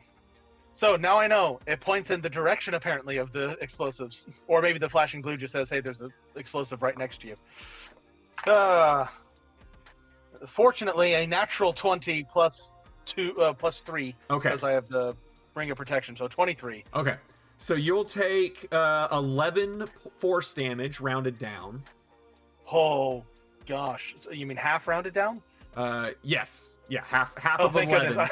Half of I was 11 like, oh rounded gosh, down. 11 is half. No, 11. so 5. So 5 force damage as you're blown up Ow. into the air. And what you note Okay. when you lose grip of the opal and you're like, ah, and when you pick it back up, you realize it's not flashing blue anymore. Gotcha. All right, figured it out. Flashing blue means something explodes. You gonna make it? I think so. Let me step back here. I'm kind of afraid to draw a little circle, but I got you. I've done it. It's done. It is done. All right, so we know that's a no-go. All right, so all right, let's try this again. Step here. Okay. The opal Holding the flashes blue. Opal flashes blue. Where is the compass pointing? Directly north. Directly north. Like okay. straight 90 degrees. I know what happened. confusing. My brain mixed up east and west. So when he said slightly east, okay. Mm. All right, now you are the opal turns green. Treasure. No, I think it just means that there isn't a. Oh no. Anything near? Where's the compass pointing? Directly north. Directly north again. Okay. Take another step. The opal turns red. Oh. Yep. All right. And the compass points Directly north. directly north again. Interesting. Oh no. Hmm.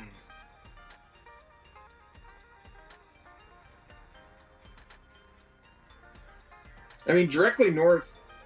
We already blew up that mine.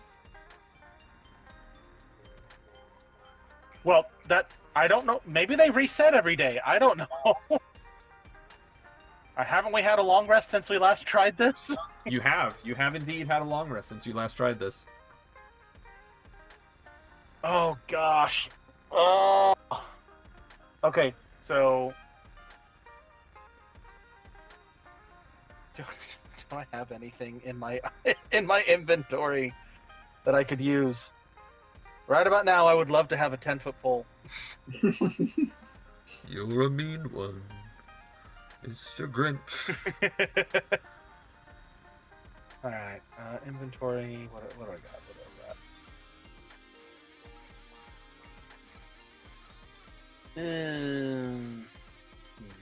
Well, I already don't have the ball bearings anymore. That didn't work Dang last it. time either, if you recall. Well, but I also kind of like randomly scattering. Like if maybe it's like, I don't know. Hey, Torrin, could you tell Buckbeak to just land on the sand right in front of me? You hear, like, you get a,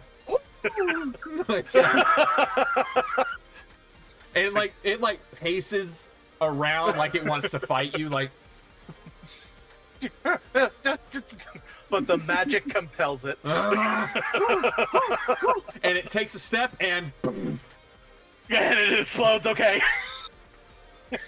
You have to like duck your head as sand falls down on it, and you're like, Oh, it's a good bird. sorry about Buckbeak. The opal changes colors to green.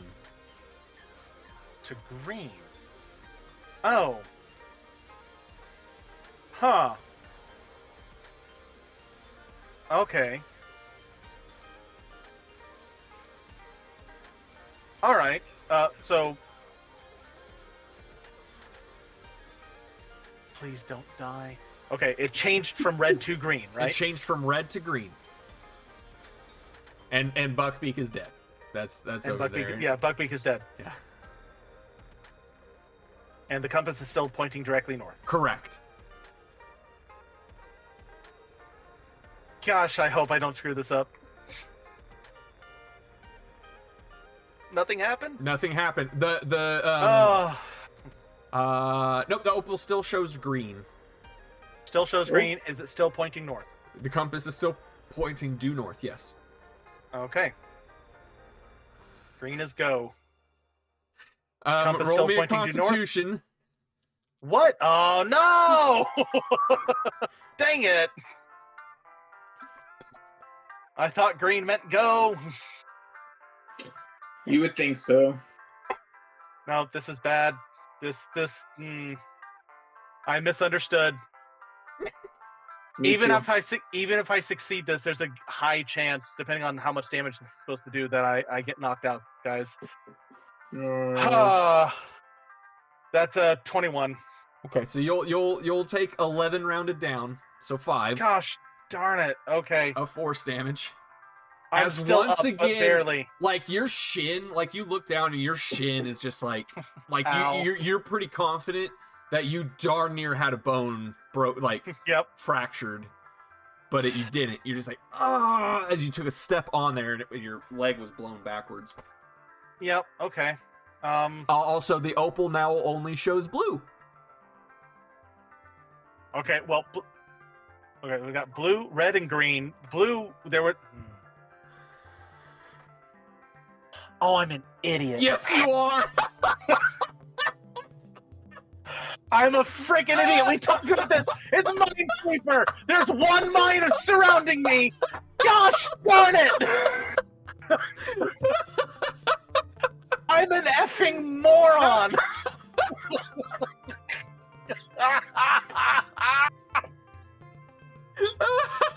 Oh my gosh. Oh.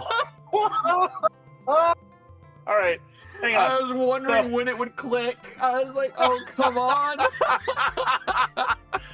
Oh, I'm too stupid for these puzzles. Same here. Okay. All right. Hang on. Walking back to here. What's the color? That is a green.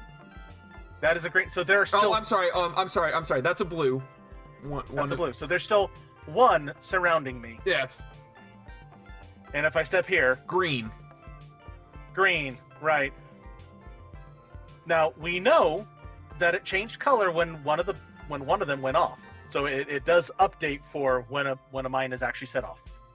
So that means that from here, this is not one of the two. Correct. And we know that this is one of the two. Correct. But then when we stepped here, this was red, It was red. Now it's green. and now it's green. Which again, this is one of the two. Which means that back here, either this So I mean, it's one of those like, okay, it's either this space, or this space, or this space, and again, or this space. Most likely this space, since when we stepped up here, it was red to begin with, but at the same time, I don't know. I don't know if this. No, it probably does care. No, it cares about orthogonal, probably. Both the diagonal and the normal north, south, east, west movements. Well, it would have to, right? Because if this is one of them, yeah, yeah, exactly. Oh, I'm too stupid. Okay, I wish there was a good way to try and set these off, or mark them in some fashion. All right, hang on. So here it's green. We know that this space is safe, and the compass just keeps pointing due north, right? From that position, yes, it's due north. From this position, okay. So here, I'm gonna get out of the way. Well, actually, no, I can move through my ally spaces. Fladnag, hang on. We know from our previous trials that. Or okay, trials, as you move there, it turns green. Turns green. Okay. So, again, we got 2. This one is exploded, so that can't be one of the 2. Neither can this. So this is still. We know 1 here, and it's going to be one of these 3 spaces. Let me guess. It's pointing north and slightly east? Yes. I'd say east, northeast. East, northeast? Now okay. You are directly northeast. Directly northeast. And so if I step here... yeah, right from there, you are green. Green, but it's pointing directly east? You are directly east, yes. But green. This exploded. We know that there's one here, which means it's either here in the way that we want to go, and we know that the compass does not care. The compass couldn't give 2, but then again, it seemed to be heading directly north until this point. So what we want is probably here. Probably. Fladnag, I hate to ask it of you, but I'm really hurting. And you look like you're kind of okay. Would you mind stepping here? Would you kindly? What's the most that this is gonna do again? Well, he said 11 both times, and I don't know if that's because he rolled it or because he's decided it's a flat value of 11. I'll tell you, I did roll it. Okay, he did roll it. I'll tell you that's the expected value, and I'll let you guys figure out what the dice are from there. Probably 2d10. That's correct. Hey! Well, so maximum of 20. That, I'm willing to take one step over. But in which direction? West? Well, you want to go share west? some space with my friend here. Well, that's one step, so I guess you're not moving any further. And then I'm going to take another one. All right. West? And go right here. All right, nothing happens. Okay. Ooh. Oh, we know that this is one of them. All right. You've blown up half of them, Woo! but you finally figured it out. Finally figured it out. All right. All right. Thank you, Fladnag.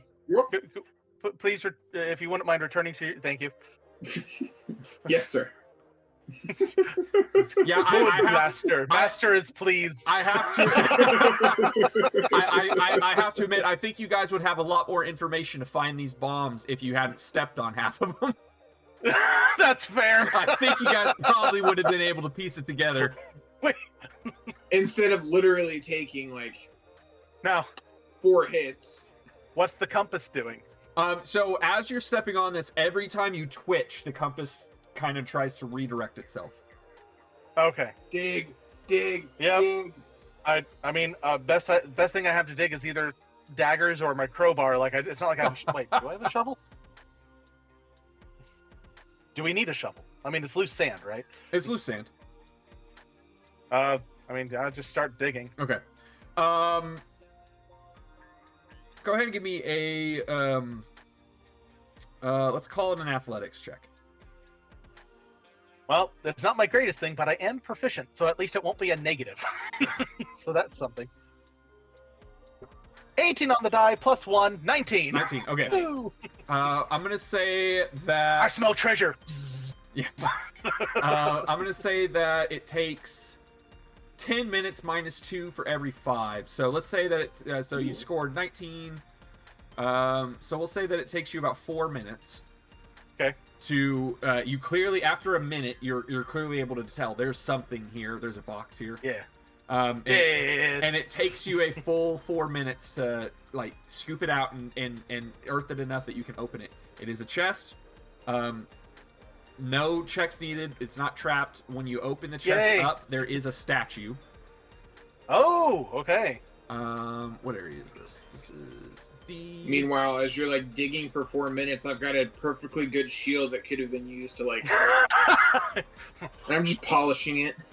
Master didn't say to do nothing, so Blaster just stand right here. Oh Yes. crap! Jevin, I don't know if you've watched the Critical Role, the actual play, or if you've watched the show on Amazon. But I have watched Vox Machina. Yeah.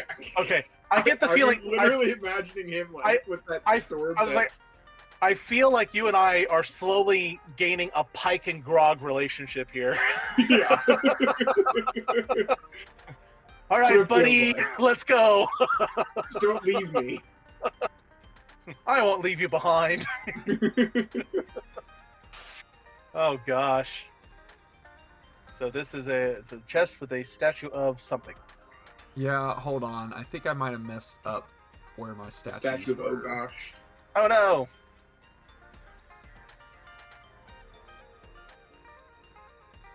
Okay, so that's 1.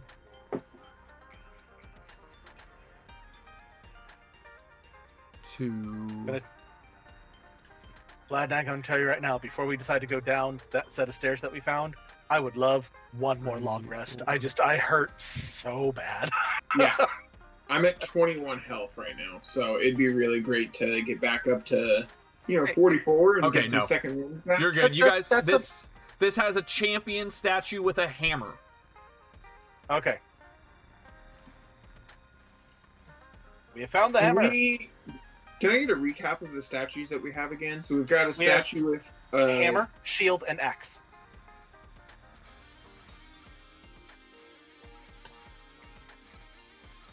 So we still need to find the bow and the sword. Assuming that my +1 short sword is, but these have all been statues with something, so I'm pretty sure my Right. +1 short sword is not the sword that we're looking for. This isn't the sword you're looking for.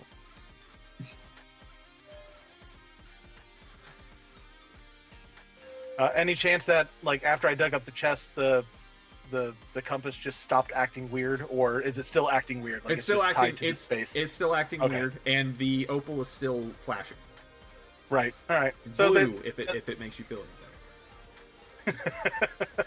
there's one more mine around here. One more. You want to find it?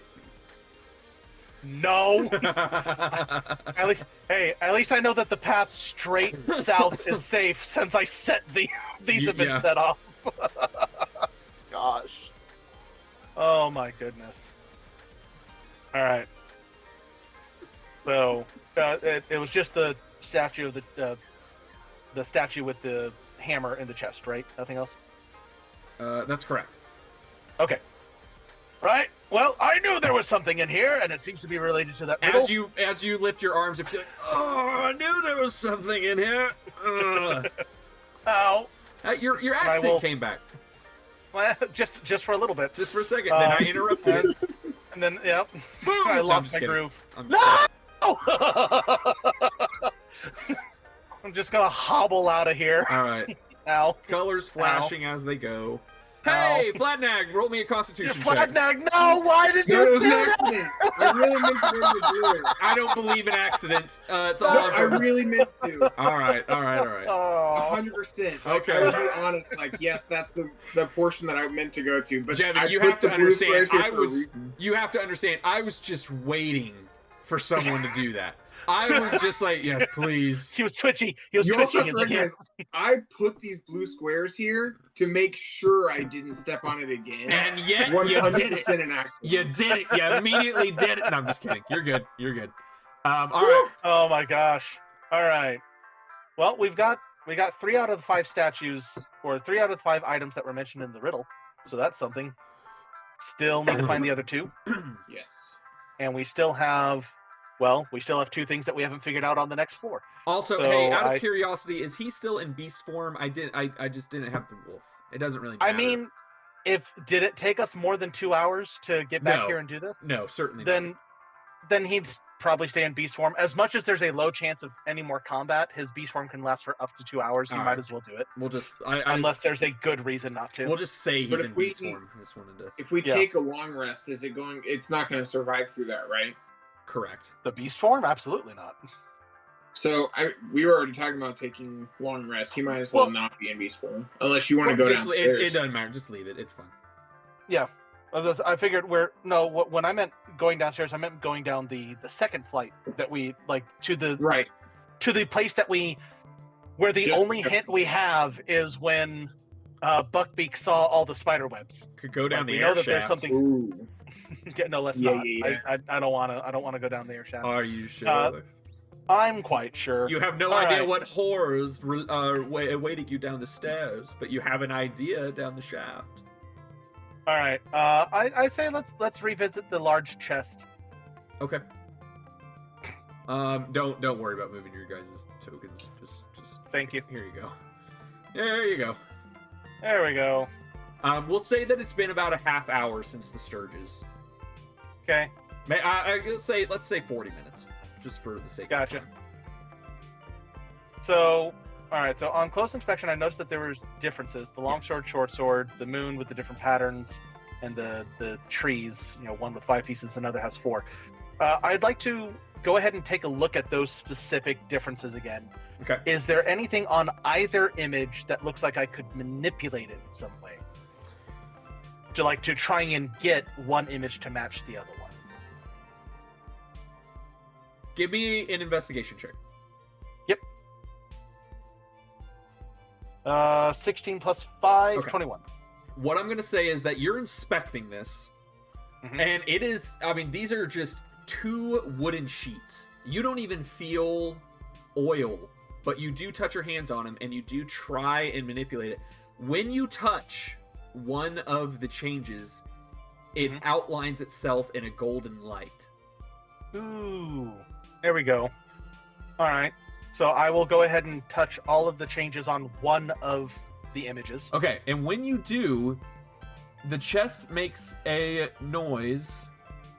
I don't have it. Wait, do I? Hold on. Did you get sound effects for us? No. Oh, it's locked because Chase isn't here. Oh, is it the Zelda?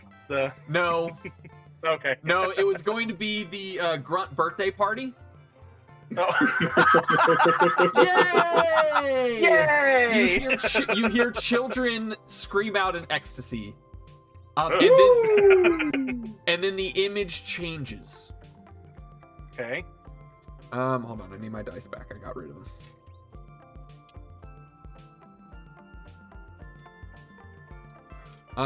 The image changes before you. Both sides of it change. Okay. It goes away, and then it returns. And what you now see is a farmhouse. Okay. On a clear night, not a stormy night, but a clear night. Okay. With a couple cows grazing in a nice barn. And that's it. Just kind of an everyday picture of it, of life. All right. Well, as before, it's like, okay, there were differences before. Let's go ahead and see if I can't spot the difference again. Okay. Give me a perception check. Yep. That's a 21. Okay. You spot 3 differences once again. The spots on the cow are a little bit different. Okay. The door to the barn on one image is closed. On the other image, it's slightly cracked open. Okay. And then there is the hard one to find was that behind a fence line, which the cow is not allowed to, like that encloses the cow, there's a bush behind a post on one, and on the other one, it's in front of the post. Gotcha. So once again, I'm going to go ahead and touch the differences. Okay. And once again, they shed a gentle golden light when you touch them, and when you touch all three, the image goes, yay! And the image goes away, and then a new image pops up. This time, Gosh, dang it! it is of an ocean. This is the most annoying CAPTCHA I've ever had to deal with. This time, what you experience is, let's see. Bombs in the sand. And an ocean. You find yourself on a ship. In the middle of a storm. Very clearly, the waves are tossing about, and the sky is very dark. And there are there's a small island off in the distance with the captain aboard holding out a map and pointing, and the helmsman cranking it while individuals try and make sure that the sails remain open in the storm, maintaining the sails in the storm. Okay. Well, hey, done it twice. Let's do it again. Let's do it again. This is so perception check to look for the differences. Ooh, that one's not as good. That's only going to be a 14. 14. Okay, you only find 2 changes in this one. Oh, okay, gotcha. The changes being that the corner of the map that the captain is looking at in one end is straight out, and on the other end it's kind of rolled forward. The island in the background on one is about 30% bigger. It seems like the ship is closer to it than in the secondary image. That's what you see. Gotcha. So knowing that with the past 2, there have been 3 differences. Yes. And the fact that I can only find 2 this time. Yes. I'm a little, I would like to invite Torin, I think who I know is a rather perceptive fellow, sure, up, and I'll be like, hey, there have been 3 differences. The 2 other times that this has worked, I can only find 2 differences though, and I'll tell him here are the 2 differences. Yes. Can you find a 3rd difference, please? Absolutely. Have a perception check. Any chance it's at advantage because Negative. Have a perception check. That's fair. All right. The DC's that's an real unnatural 20. Okay, well the DC was real low. Okay, good to know. He finds the 3rd image. The captain has a peg leg in one, and he does not in the other. Okay. I'm like, thank you. I don't know how I missed that. Yeah. Good and eyes. again, when he clicks, when you guys touch it, yay! And the image disappears, and then a new image comes into play. Oh my gosh. This is why we're spending 2 hours on it. It's just like, oh god. He's got 100 images that he randomly created. There we go. Like, there you go. Have fun, buddy. You find yourself touching everything. You find yourself in the city on a clear day. Okay. And it's just, you see children playing in the streets, a guard patrol walking by, ladies putting laundry out on a line between buildings. Just seems like a picturesque day in a city that's not New York. I've seen nothing like this before. I believe that Torn and I would like to examine it together. Sure, I bet you would. Is this going to be a advantage roll, like with one helping the other, or just 2 separate rolls? I would. I'm going to tell you that the way this mechanically is set up, it's better to do 2 separate rolls. All right. So I'll go ahead. I'll roll for Torn first. Just tell me, right. Before you go on to yours, let me know what he gets. A 9. It was a really, really low roll. 9 total? Yeah, 9 total. Okay, 4 plus 5. He finds one difference right off the bat, and that is that when the woman who's putting clothes on the line, there's a red shirt on one, and it's a blue shirt on the other. Okay. That's all that he can find with his check. Gotcha. I'll go ahead and try mine. So he pointed that out. I'm like, oh, good eye there. All right, that's 18. 18. The guard patrol, in one he has a lance, and on the other he has a halberd. And in the other, the children, one has this one little girl has her hair tied in one image, and in the other it is untied. Gotcha. And boop boop boop. Yay! And then the image goes away, Uh-huh. and a new image comes up. Oh crap! No, don't enter the back rooms. Where'd my dice go? All right, there it is.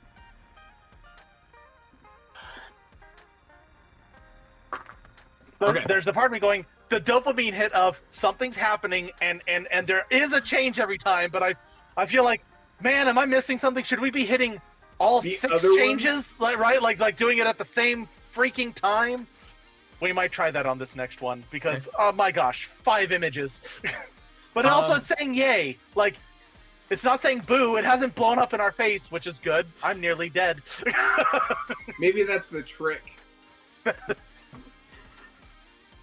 Or just Jacob had way too much fun coming up with different scenes. No, I don't want to give anything away. That's fair. You thought we were going to spend 2 hours on this, and you're like, gosh darn it, they're going to spend 2 hours on it. I'm fairly confident that this is going to take you guys a while, and when you figure it out, you're going to be very upset with me. You're going to be very angry. All right. Just like, Flatnag, just break it open. Just take your... just Can break I it try? open. You can if you want, but what pops up is... Yes, let's see the image first. What pops up is an image of the Underdark. Or from what you guys know of the Underdark, this is the Underdark. And it seems that there's a magician... I'm sorry, hold on, what am I doing up here? Okay. That there seems to be some type of caravan under attack. And a magician or sorcerer or some type of caster is casting Cone of Cold, causing the cavern to be filled with snow as it rebounds off the walls. And that is the image that you see at the moment. All right. I have an idea. Before I unleash the blaster in my frustration. Yeah. We're going to try the 2 perception checks. See if we can spot the differences. Okay. So, holy, that was a good one. Torin rolled a +5. I can math. 24. Okay. He spots all 3 right off the rip. All right. And in We're not going to touch any yet. Okay. In one image, the caster is got a staff with a fairly well cut diamond at the top of it. Mhm.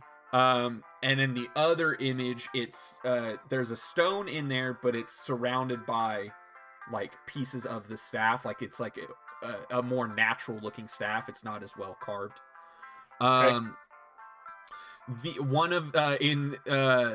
The caravan has an extra small little parcel in one image compared to the other. Okay. And then in one image, there's one of the caravan defenders has an arrow in his armor, and in the other image he has 2, one in his chest and one in his leg. Okay. So, to begin with, I'm going to just touch the caster staff on one side. Okay. I assume it whichever glows- side you glows. touch, whichever side you touch first glows. Then I'm going to touch it on the other side. It does not glow on the other side. Does not glow on the other side. Yeah. Okay. On the opposite side, Uh-huh. on the one where it didn't glow, Yes. I will touch the caravan defender. Okay. The one that has the different number of arrow wounds. Yes. From you, the other one. you touch you touch it. It doesn't light up when you hit the defender himself. It does light up when you touch the missing arrow. Gotcha. Or rather, on the right, it would be the arrow that's actually there, the one that's not missing on Mhm. the other side. That one does Yeah. light up. That does light up. Huh. Okay. I'm just. Okay. So it's not. So once one's lit up on one side, it won't light up on the other side. I was just checking that one. I can't. Right now, I cannot see any logical way forward other than to Finish out the one. to finish it. Yeah, I'm gonna hate this. I'm gonna get so turned. So let's go ahead and touch the final missing one, Okay. so that it's gonna be 2 glowing on one side and 1 glowing on the other. Yay! And then the Yeah. image disappears and a new image arrives. Yeah, new image. Okay, so that wasn't it. This image We are doing something wrong. is We're of like, you find yourselves at the, not necessarily the peak of a mountain, but you're in mountainous terrain looking out, and there's another kind of smaller mountain relatively close to you, but in the distance. Okay. It is a clear night. You're around a campfire. Or not you guys, but there's adventurers around a campfire on this. Yeah. And you can see bandits from this perspective. The campfire is kind of in not the full background, but in the foreground are bandits starting to pull out weapons and sneak up on the adventurers by the fire. Okay, so I say, screw all of these pictures. I'm not here for this. I go ahead and attack. You attempt to the smash chest it? with my longsword. Okay, roll to hit with your longsword. Okay, roll to hit. Yeah. I mean, he's lost 2 weapons so far. That's I a think he's 3 on the I think he's down to his die. longsword and his trident. So Yeah, you swing at it, but it just comes at a weird angle, and you don't hit it. Okay. Doesn't at Well, least alright. if you do hit it, it didn't seem to do any damage on that one. all right, before I do didn't anything do else, much. oh my goodness, I don't know why I didn't think to say that I say this before, but because I'm dumb. This is a rather large chest. We've been very fixated on the front of the chest. I would like to examine the sides and the back of the chest to see if there's anything different about it, or if it ends up being nothing, then it's nothing. But at least I would like to examine Okay. the sides and the back. I'm gonna say no check required. Okay. You guys take 5 minutes, all of you, just inspecting everything, searching Yep. at everything. It's well crafted. It's a well crafted chest. It certainly Mhm. looks well preserved, which you would expect from a magical chest. Yeah. Especially of this size. I mean, it's more of the size of a wardrobe than it is. It's not the full size of a wardrobe, but it is in between a Foot Locker and a wardrobe. Tell you what, And nothing changes. Narnia's border patrol has gotten so much tighter. All right. Well, it was worth a shot just to check, in case we were missing something potentially obvious by not looking somewhere. All right. Well, let's look for the differences again. Okay. That seems to be important. I feel like that's. I feel like we're anywhere from 60 to 70% on the way to figuring out this puzzle, but it's that final chunk, that final third that we're just not grokking at the moment. So, Torin, I somehow missed my dice tower. Good job. That's 70% you're missing, or 30% you're missing. Right. Torin got a 22. So Okay, he I spots all of imagine them. he found. He spots Yeah. all of them. So what are our differences? In one image, there's a star in one image where there's not in the other. That was the hard one to find because it's just out there in the middle of the space. In one image, the hilt of the dagger is visible, like it's a long hilted dagger that the bandit is pulling out of his cloak, and in the other image, it's too small to be seen. Okay. And there's a dragonborn in one of the adventurers is a dragonborn, and on the other he's an orc. Gotcha.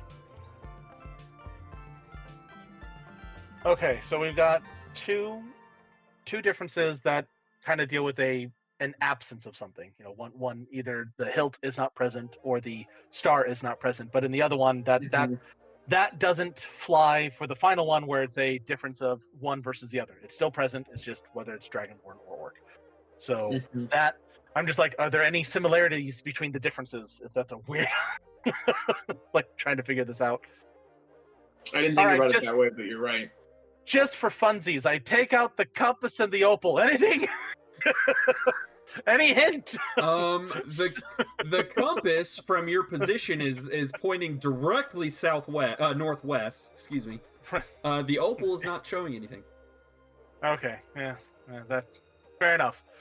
They were built for one room, and one room only. Okay, it was worth a shot. What else have we found in here? Take a look. Short sword, open brass cage. We got the champion statues that we found. Dang it.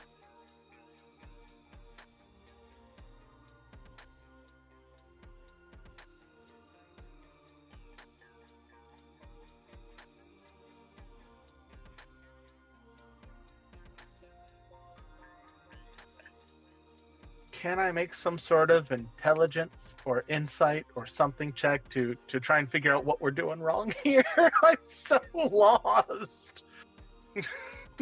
Sure. I mean, and maybe I'm wrong. Maybe we're not doing anything wrong. Maybe it's just a freaking test of mental endurance, which darn you for that. Darn you.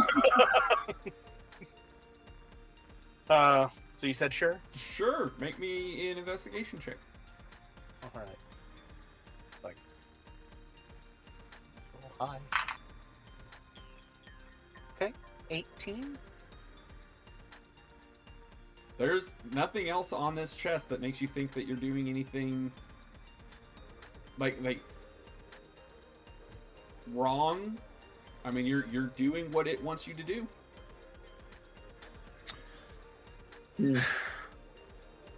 But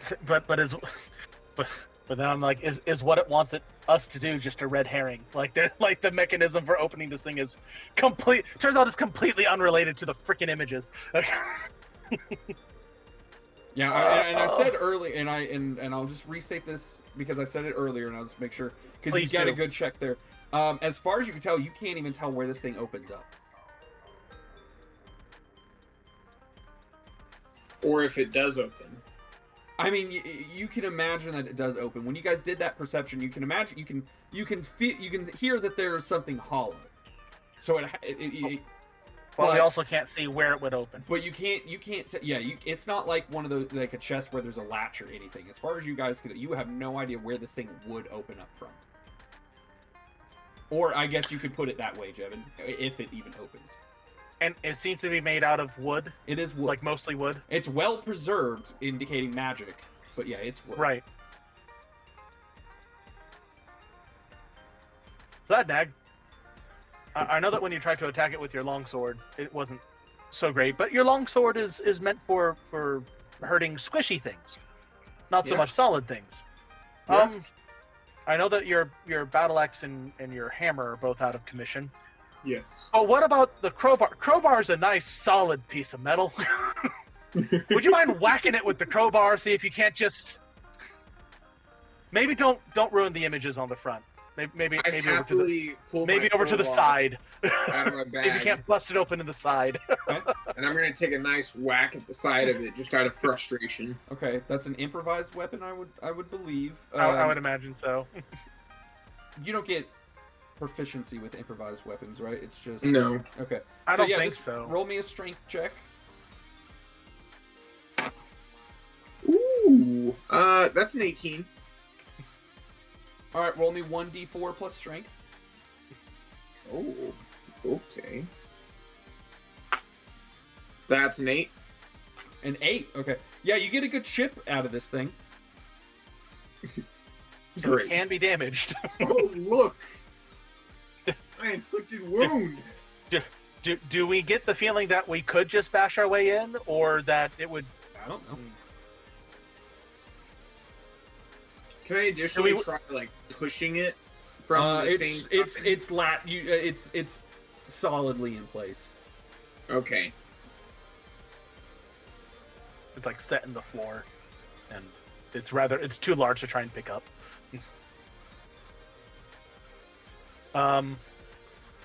I'd say do it again. I do it again. Oh, All right, wait, roll to hit. hang on. Oh. Hang on. I have a magical flaming scimitar. Ooh. I'm going to attempt to help. Okay. I'm gonna I rolled an 18 try and chop on the away die. at it. I'm gonna say that. Okay, you both are chopping at it. Okay, roll me your attack. You're going with the crowbar. Yeah. Okay. So, 18 on the die, 23. That'll hit. Roll Natural damage. 20. Natural 20. Roll the hit, Jevin.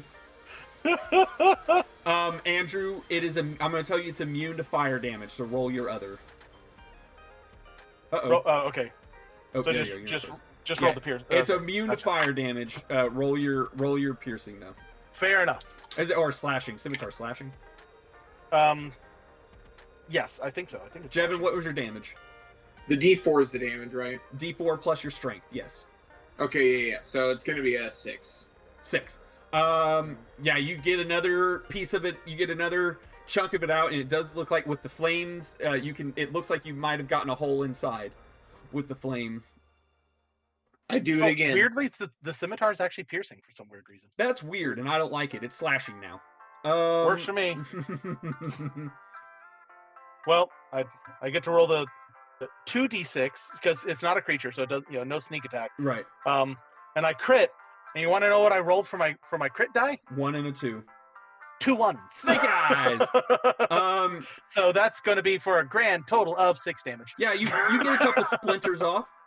I mean, it's something. No, I mean it. When you swing at it, you aim for one of the spots that Jevin has kind of breaking, and it slices some of the planks. So now it looks like you can get in. That it's weakened. Yay! It's like, can we see inside? Like, if I hold up you the can flame, see inside. There, you can now like see that there is something inside. Yes. Oh, thank goodness. Okay. Was this the intended This solution? was the intended purpose. You son of a gun! You're just waiting on the Goliath to like rage. Gosh darn it! I'm impressed. I really thought that would take longer. I really thought that we would be here for at least an hour while you just because I loved it because you said I feel like I'm getting that rush whenever I do it. I'm getting the cheers and everything. I'm like, yeah, that was exactly its intended purpose. That was exactly intended. You sick, twisted son of a gun. You turned my brain's natural reward system against it. Woo! Oh, I gotta give you props. That is I can't take top level. I can't take full credit for it. I found the idea online. I just added the cheers to manipulate you, but I can't take full credit for the whole idea. I can only take credit for the cheers. Honestly, the cheers are what made it, though. Okay, good. Like, if it weren't for the cheer, because if it were for the cheers, it's just like, cool, they glow, and then the image disappears, a new one appears, I'd be like, what's going on? You know? The cheers are what led me to keep going. Like, yay, it's saying yay! We must be doing something right.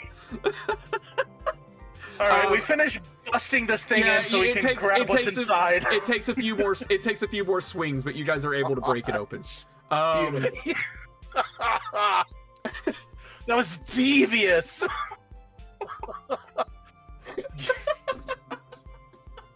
DM, I award you. I award you player inspiration. You can't actually use it, but it's your own little trophy. It's your bragging rights reward. Thank you. You son of a gun. Thank you. That made my chest? that was worth it. Every bit of that was worth it. What's in this stupid thing?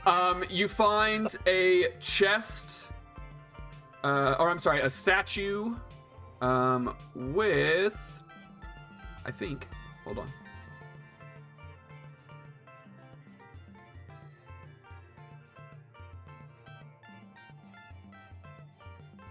Oh, I did make a mistake earlier.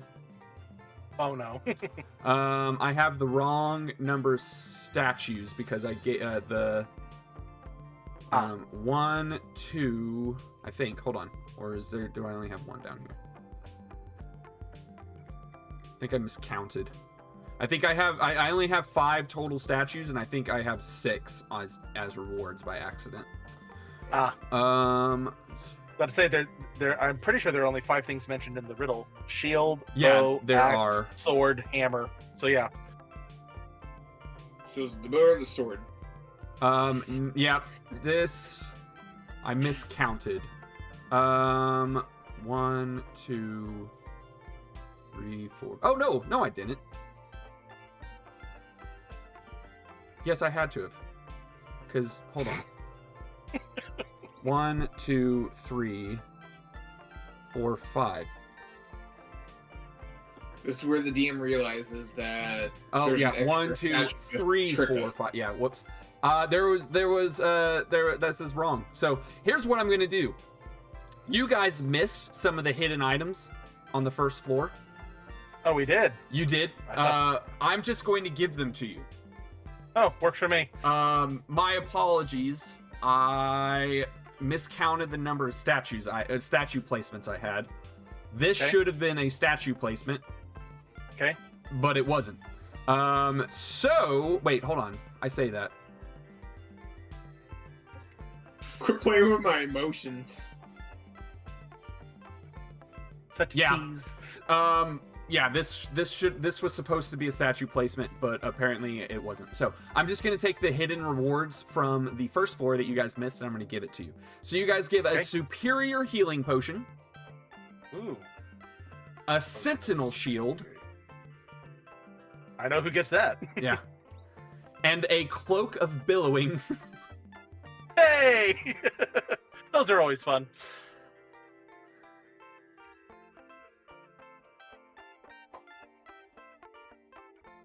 Has no mechanical advantage, but you always look. You always look dramatic. amazing. It's Darth Vader's favorite magic item. And Magus's as well. You're not wrong. You made it. I'm kind of sad that you made it. So I've had that music playing in my head I've had the Epoch music playing in my head all day. Oh, really? Do do do do do do. Yeah. Do. If you have no idea what we're talking about, go check out Papa Pandawan. He recently finished, as of time of recording. By the time this comes out, it'll be like a month and a half. But he recently finished a playthrough of Chrono Trigger, which, according to him, is the best JRPG ever produced. It is one of my favorite games of all time, and That's high praise. easily one of the best JRPGs that has ever been done. You know what's a great French RPG though? FRPG is Claire Obscura. I've heard really good things about it. Dude, it's And I love the fact that story's it's an independent- amazing. I'm glad that it's an indie studio that's putting out such high quality stuff to Yeah. basically put all the big studios to shame. So Like, I watched the game movie of it because I don't ever have time to play these games. But I watched the game movie of it. Its story is the single greatest like breath of fresh air that has been in probably the last 5 years. that's pretty awesome. It is such an incredible story. And I don't know if you guys have seen it or not, or played it or not. The dad is right. I'm just gonna call it. Your main character's wrong. Okay, she's wrong. she's I won't go as far as say she's the real villain, because just because she's wrong doesn't make her a villain. Villains have intent, Right. are intentionally assholes. But the dad's right. You can't live your life in a fantasy world. I'm sorry to tell you, and I'm saying that as a guy who's playing D&D right now. You just can't. You got to go face your problems. But to say, we enjoy our escapism, but we know that at the end of the day, you got to go out, Yeah. and face reality. So anyway, getting back on track. That's what you guys find. We're doing really well on time. I'm gonna let you guys explore a little bit more, because you guys gave into your anger a lot sooner than I thought you would. Good. Give in to your anger. Yeah. Let it flow through you. All right. So It gives you power. So you gave us the hidden items that we missed on floor 1. Yes. Does that mean we should go back to floor 1 to try to find the statue, or is this a situation where we wound up with more statues than you intended? I placed more. In theory, there should have been 6 statues, because I had 6 hiding spots. Okay. And mistakenly, I've just given you 5. There are 5 statues And rather than go find out 3 additional magical items, because I've already stocked this dungeon for you guys, I'm just going to give you grace for missing the first set of magic items hidden on the first floor. Thank you. They're not up there anymore. They're down here in this chest.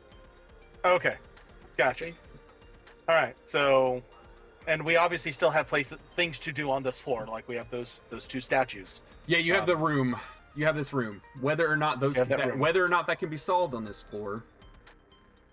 That's a good question. Hard to I don't say. know. Hard to say. All right, so we'll figure out who's getting the potion of healing and sentinel shield and cloak of billowing later. We don't need to worry about Agreed. I mean, sentinel shield. I'm pretty sure is going to you, Probably. Fladnag. Which still isn't Apparently, something I asked for, but I will take it.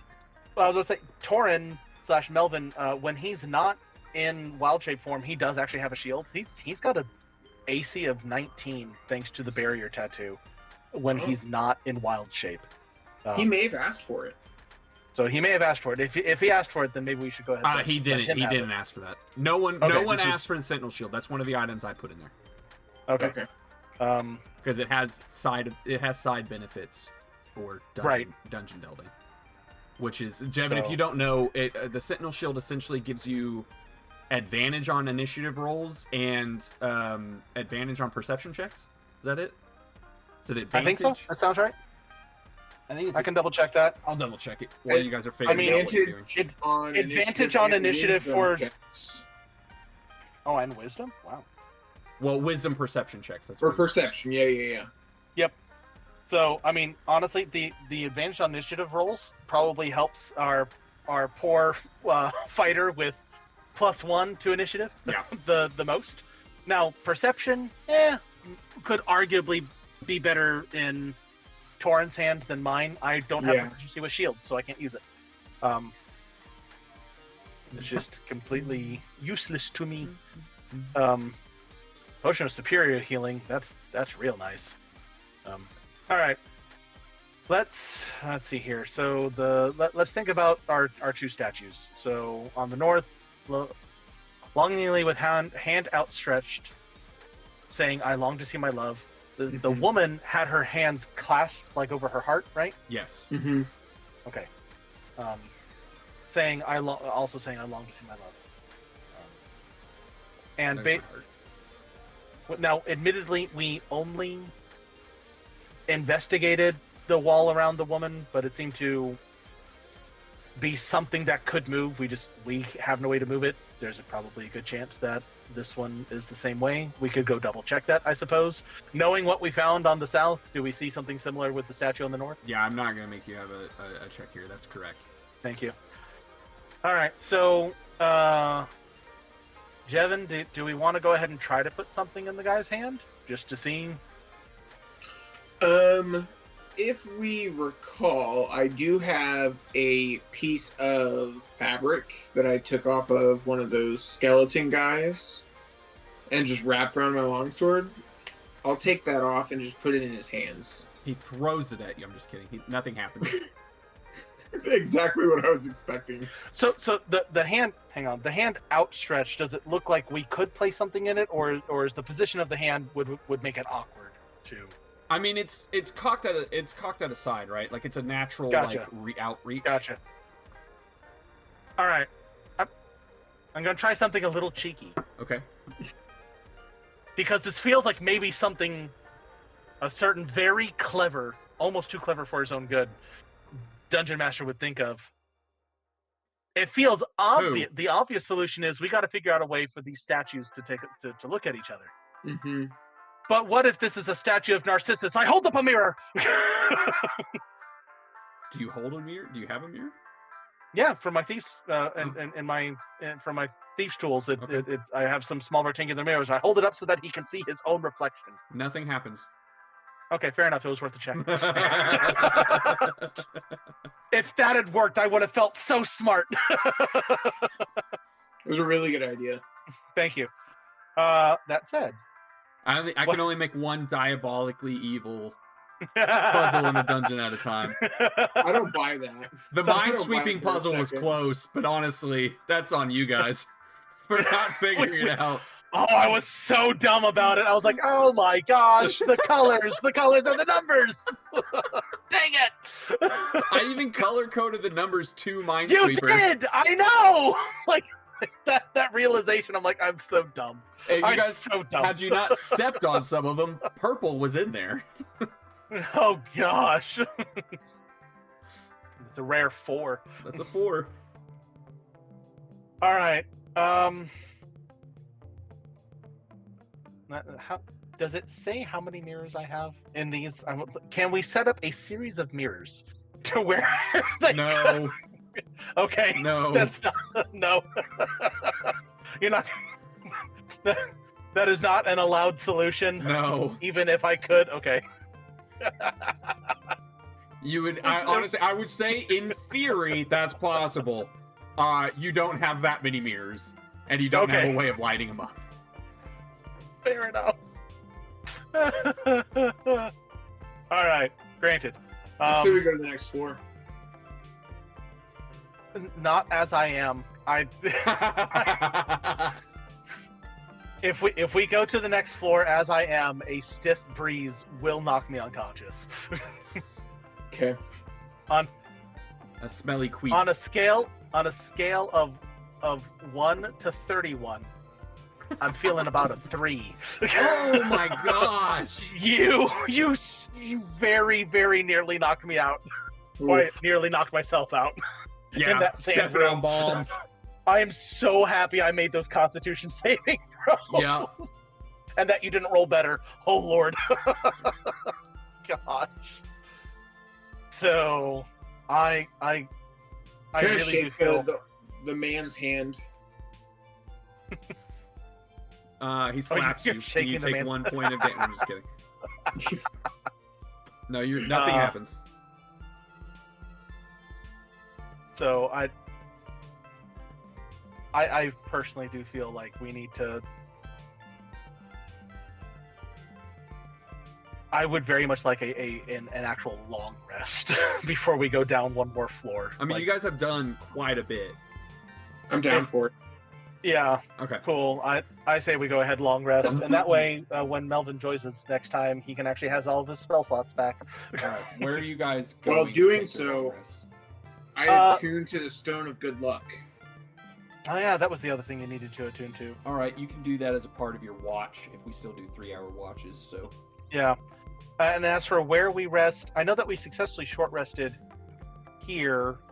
Do we just want to go ahead and long rest as well? I mean, it seems to be a source of fresh water. Not that we have to necessarily worry about that, but it's either that or we just go all the way back up to the first floor in front of with the doors.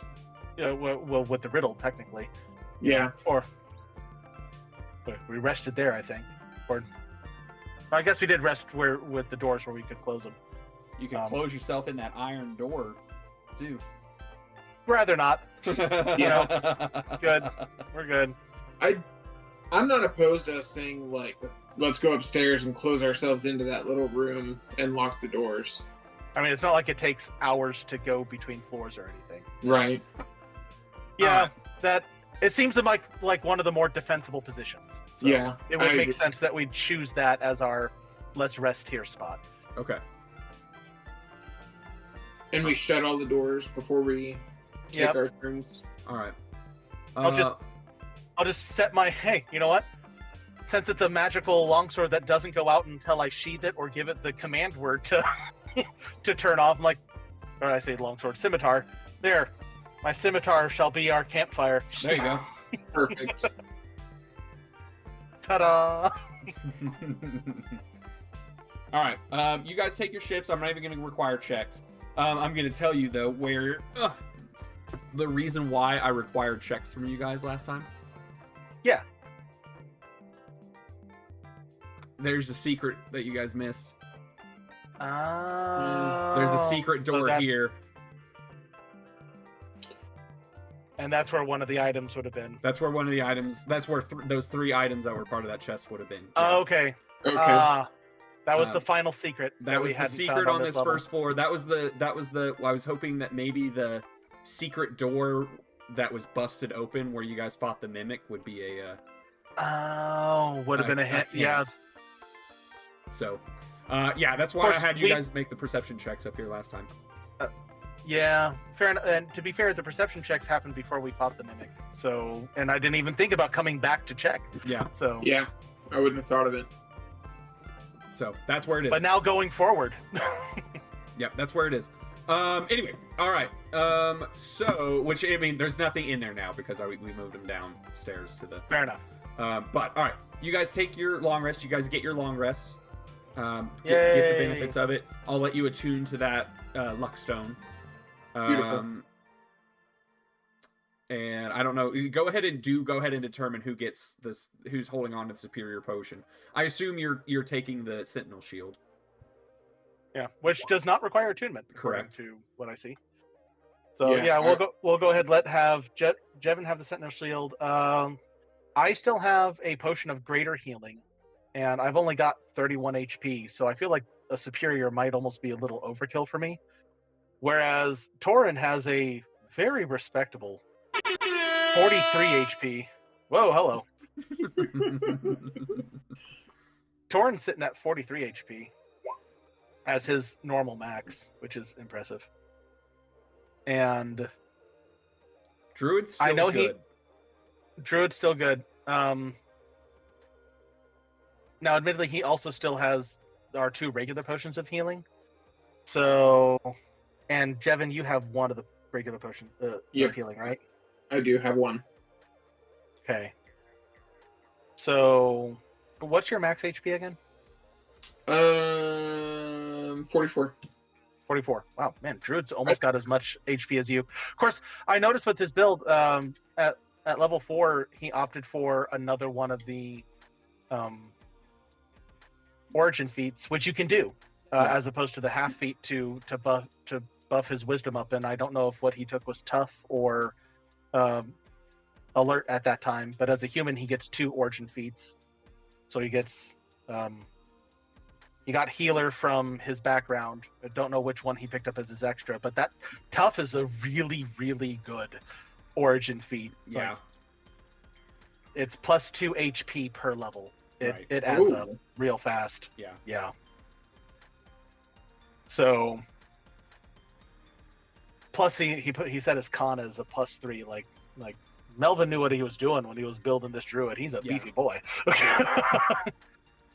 Well, So, it's nice. I It's still- nice with the druid because you can, if you can dump strength, and your Yeah. beast forms will come in and take care of that for you. So That's exactly it. Right. So I'm just thinking here. He has the ability to heal himself with spells, and they are stronger than the potions of healing, but better to preserve. I think you should have the superior. I mean, you were pretty close to. I crashing was. and I'll admit, stuff. if I had a second potion of any kind, I would have been like, "Hey, cool. I will pop one of my 2." But with when I only had the one, I'm like, I don't know. I think I can survive. So Yeah, I if think you're you go okay and with me take having it. the superior. Okay, I appreciate You're- that. You're leading us most of the time anyway, and trying to defuse these traps. So I I think it's do just a Get logical so decision. much trouble. I get into so much trouble. I'm also declaring right now, over the course of this long rest, I'm swapping out my dagger weapon mastery for my scimitar weapon mastery, so I can start doing the short sword scimitar thing as one action without having to eat up my Yeah. bonus action. Thank you for That's awesome. confirming that. Yep. All right. I trying to play as rules as written, as Yeah. So I didn't want to take any undue advantage, and didn't want to cheat. So All right. Well, the long rest concludes. Who's Cloak of Billowing? Cloak of Billowing. Oh, what even is cloak? It's a common magic item that just, I think as a command word, you can cause it to billow dramatically. It doesn't even, it gives you no It gives advantage. you no like, mechanical benefit. Is 100% no mechanical advantage. flavor. It just looks cool. It's just 100% flavor. It was one of my favorite items that I had on my Bard Seamus at Stormbrews, was because we got to start with the common magic item. I was like, Cloak of Billowing for my Bard. Yes, please. My It makes only the most sense. My only other common magic item that I love more than that is Tankard of Sobriety, just so that way you can go to bars and win drinking contests. Right, and it's like, ah. I love that. Or for roleplay reasons, like I had it on that noble in your last homebrew, or your second to last homebrew. Yeah. So that way he could like be drinking with nobles and act drunk and get information out of nobles. I love Tankard of Sobriety. It's pretty good. I part of me's like, if Melvin wants it, I guess he can have it. I guess it's up to the DM if the cloak stays. If it doesn't have to meld into the animal form, so we've got bears. I would say that, but he goes large. Cloak. He goes large, you know. He does go large. That's true. If nobody else wants it, I'll happily take it. Take it. You know, just take it. It's fine. Yeah. It's not, it's a joke. It's a joke item. Just take it. Yeah. Okay. The rogue will happily take the style points. Yeah. got a thief in style. The bonus action to billow. All right. So. That's right. Yeah. All right. So that is your long rest. Are you guys going back to 2 or going down the stairs to 3? I say to 3. I say to 3. Just Okay. Well, we've got a little bit of time. I was about to say I don't know how much you want to shortcut this. Since we have explored, as far as we can tell, 2. While there was the one broken wall, I don't know if there would be any other potential false walls. I figure You want to look for secret doors? that's exactly it. Okay. Let's do this. All of you give me 3 perception checks. Okay. And hey, Jevin, yours are at advantage. Don't forget. Yeah, because you have your Oh, signal yeah. shield. All right. So I'll just. Well, my 3 checks. We have a natural 20 for a total of 24. Then a 10 and then a 7. Like it was just like a really good one. And then Mine are 5, 16, and 12. After adding the advantage. nice. I mean, the 16 and 12, like I don't know what your perception score is, but that's good. Not good. See, so that's great. So yeah, so mine were 24, 10, and 7. Go with I'm gonna Melvin. go ahead roll for Melvin. Another natural 20. So he's got a 25, Okay. unnatural 20, and a 13. And a 13. Okay. It takes you guys 5 whole hours Ooh. Fair enough. to scour the areas of the top and the first and second floors. Mhm.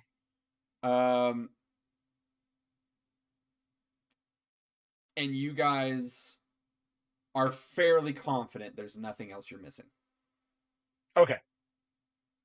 So with that, I say, since we still don't quite know how to resolve the issue with the statues, we're definitely going to have to come back and check on it. But like you said, maybe how they open is on another floor. Who knows? Like we found the compass for the sand room on a different floor, so maybe we'll find whatever we need for these on the floor below. You know what I mean? So we found the compass and the opal. Like both were on the floor below. Yeah. Where the room that they were needed in. So that means that it is possible for them for the solution to be found on a different floor. So yeah, I say we go ahead and start exploring the 3rd floor. Okay. All right, you're going to find yourselves on... Oh, everything is shrouded by fog of war. Hold on. Oh. We're going to have to use the opal on this riddle with the statues, I think. Okay. So you guys go down the stairs with your... Oh, because of the not green. Maybe. That's smart. All right, so we go down. Sorry. You guys go down the stairs. You'll find yourselves... I don't know how zoomed in you guys are. You'll be in the... Very zoomed. You'll be in the bottom okay. right. I see us now. Oh, that's what that noise was. You guys were rolling things. Or long rests. Okay. I thought it was Discord for a second. I was like looking at my Discord trying to figure out what that noise was. Okay. DM, if you would kindly light me up. You are lit up. Oh, It must not be showing to others. See? Save. There you go. Are you still not showing? it shows the dim, but there's nothing down a hallway or anything. Oh, no, that's just where you guys are. Here. So we need to take another step forward. Here. There you go. Okay. Ah, now I can see that. It's Okay. taking a second to load. Okay. Very good. As you were. All right. Well, Luck, make sure to keep an eye open for any more traps as we go down this hallway. thank you for the reminder. I've slept since then. We know what happened. Oh gosh, yes, I will. Your eyes still kind of groggy, like, oh. Oh right, yeah. Okay.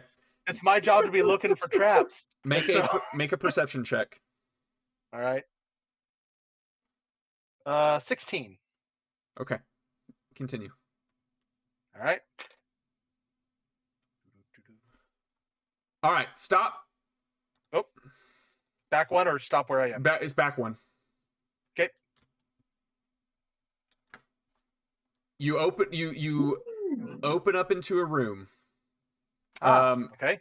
In the room on the right hand side is a nook that you can very clearly see a statue in. However, standing in front of the nook Uh-oh. is a gigantic suit Holy of armor. crap! Which actually That's better. I mean, it's still big, but it's better than it squishes you all. yeah. Helm Tor is a medium construct. So, a large, like, as tall as you are, Jevin, suit of armor stands guard. And as soon as you walk in the room, Andrew, it lights up, like, red light starts to radiate from it. Of course. And it moves to attack. And that is where we will begin next session, gentlemen. All right.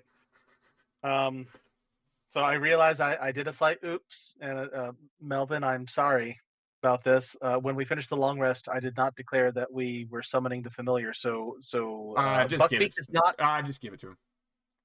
okay. Just give it to him. Then It's we fine. will. All right. Then he is starting this combat with only one wild shape because he probably would have used one of his wild shape charges to summon. Okay. Buckbeak. We'll make a note of that for in the session notes. But thank you everyone for watching this wonderful evening for us. Whenever you're watching it, I don't know, but we appreciate you guys supporting the channel with your views. If you did like it, hit that like button.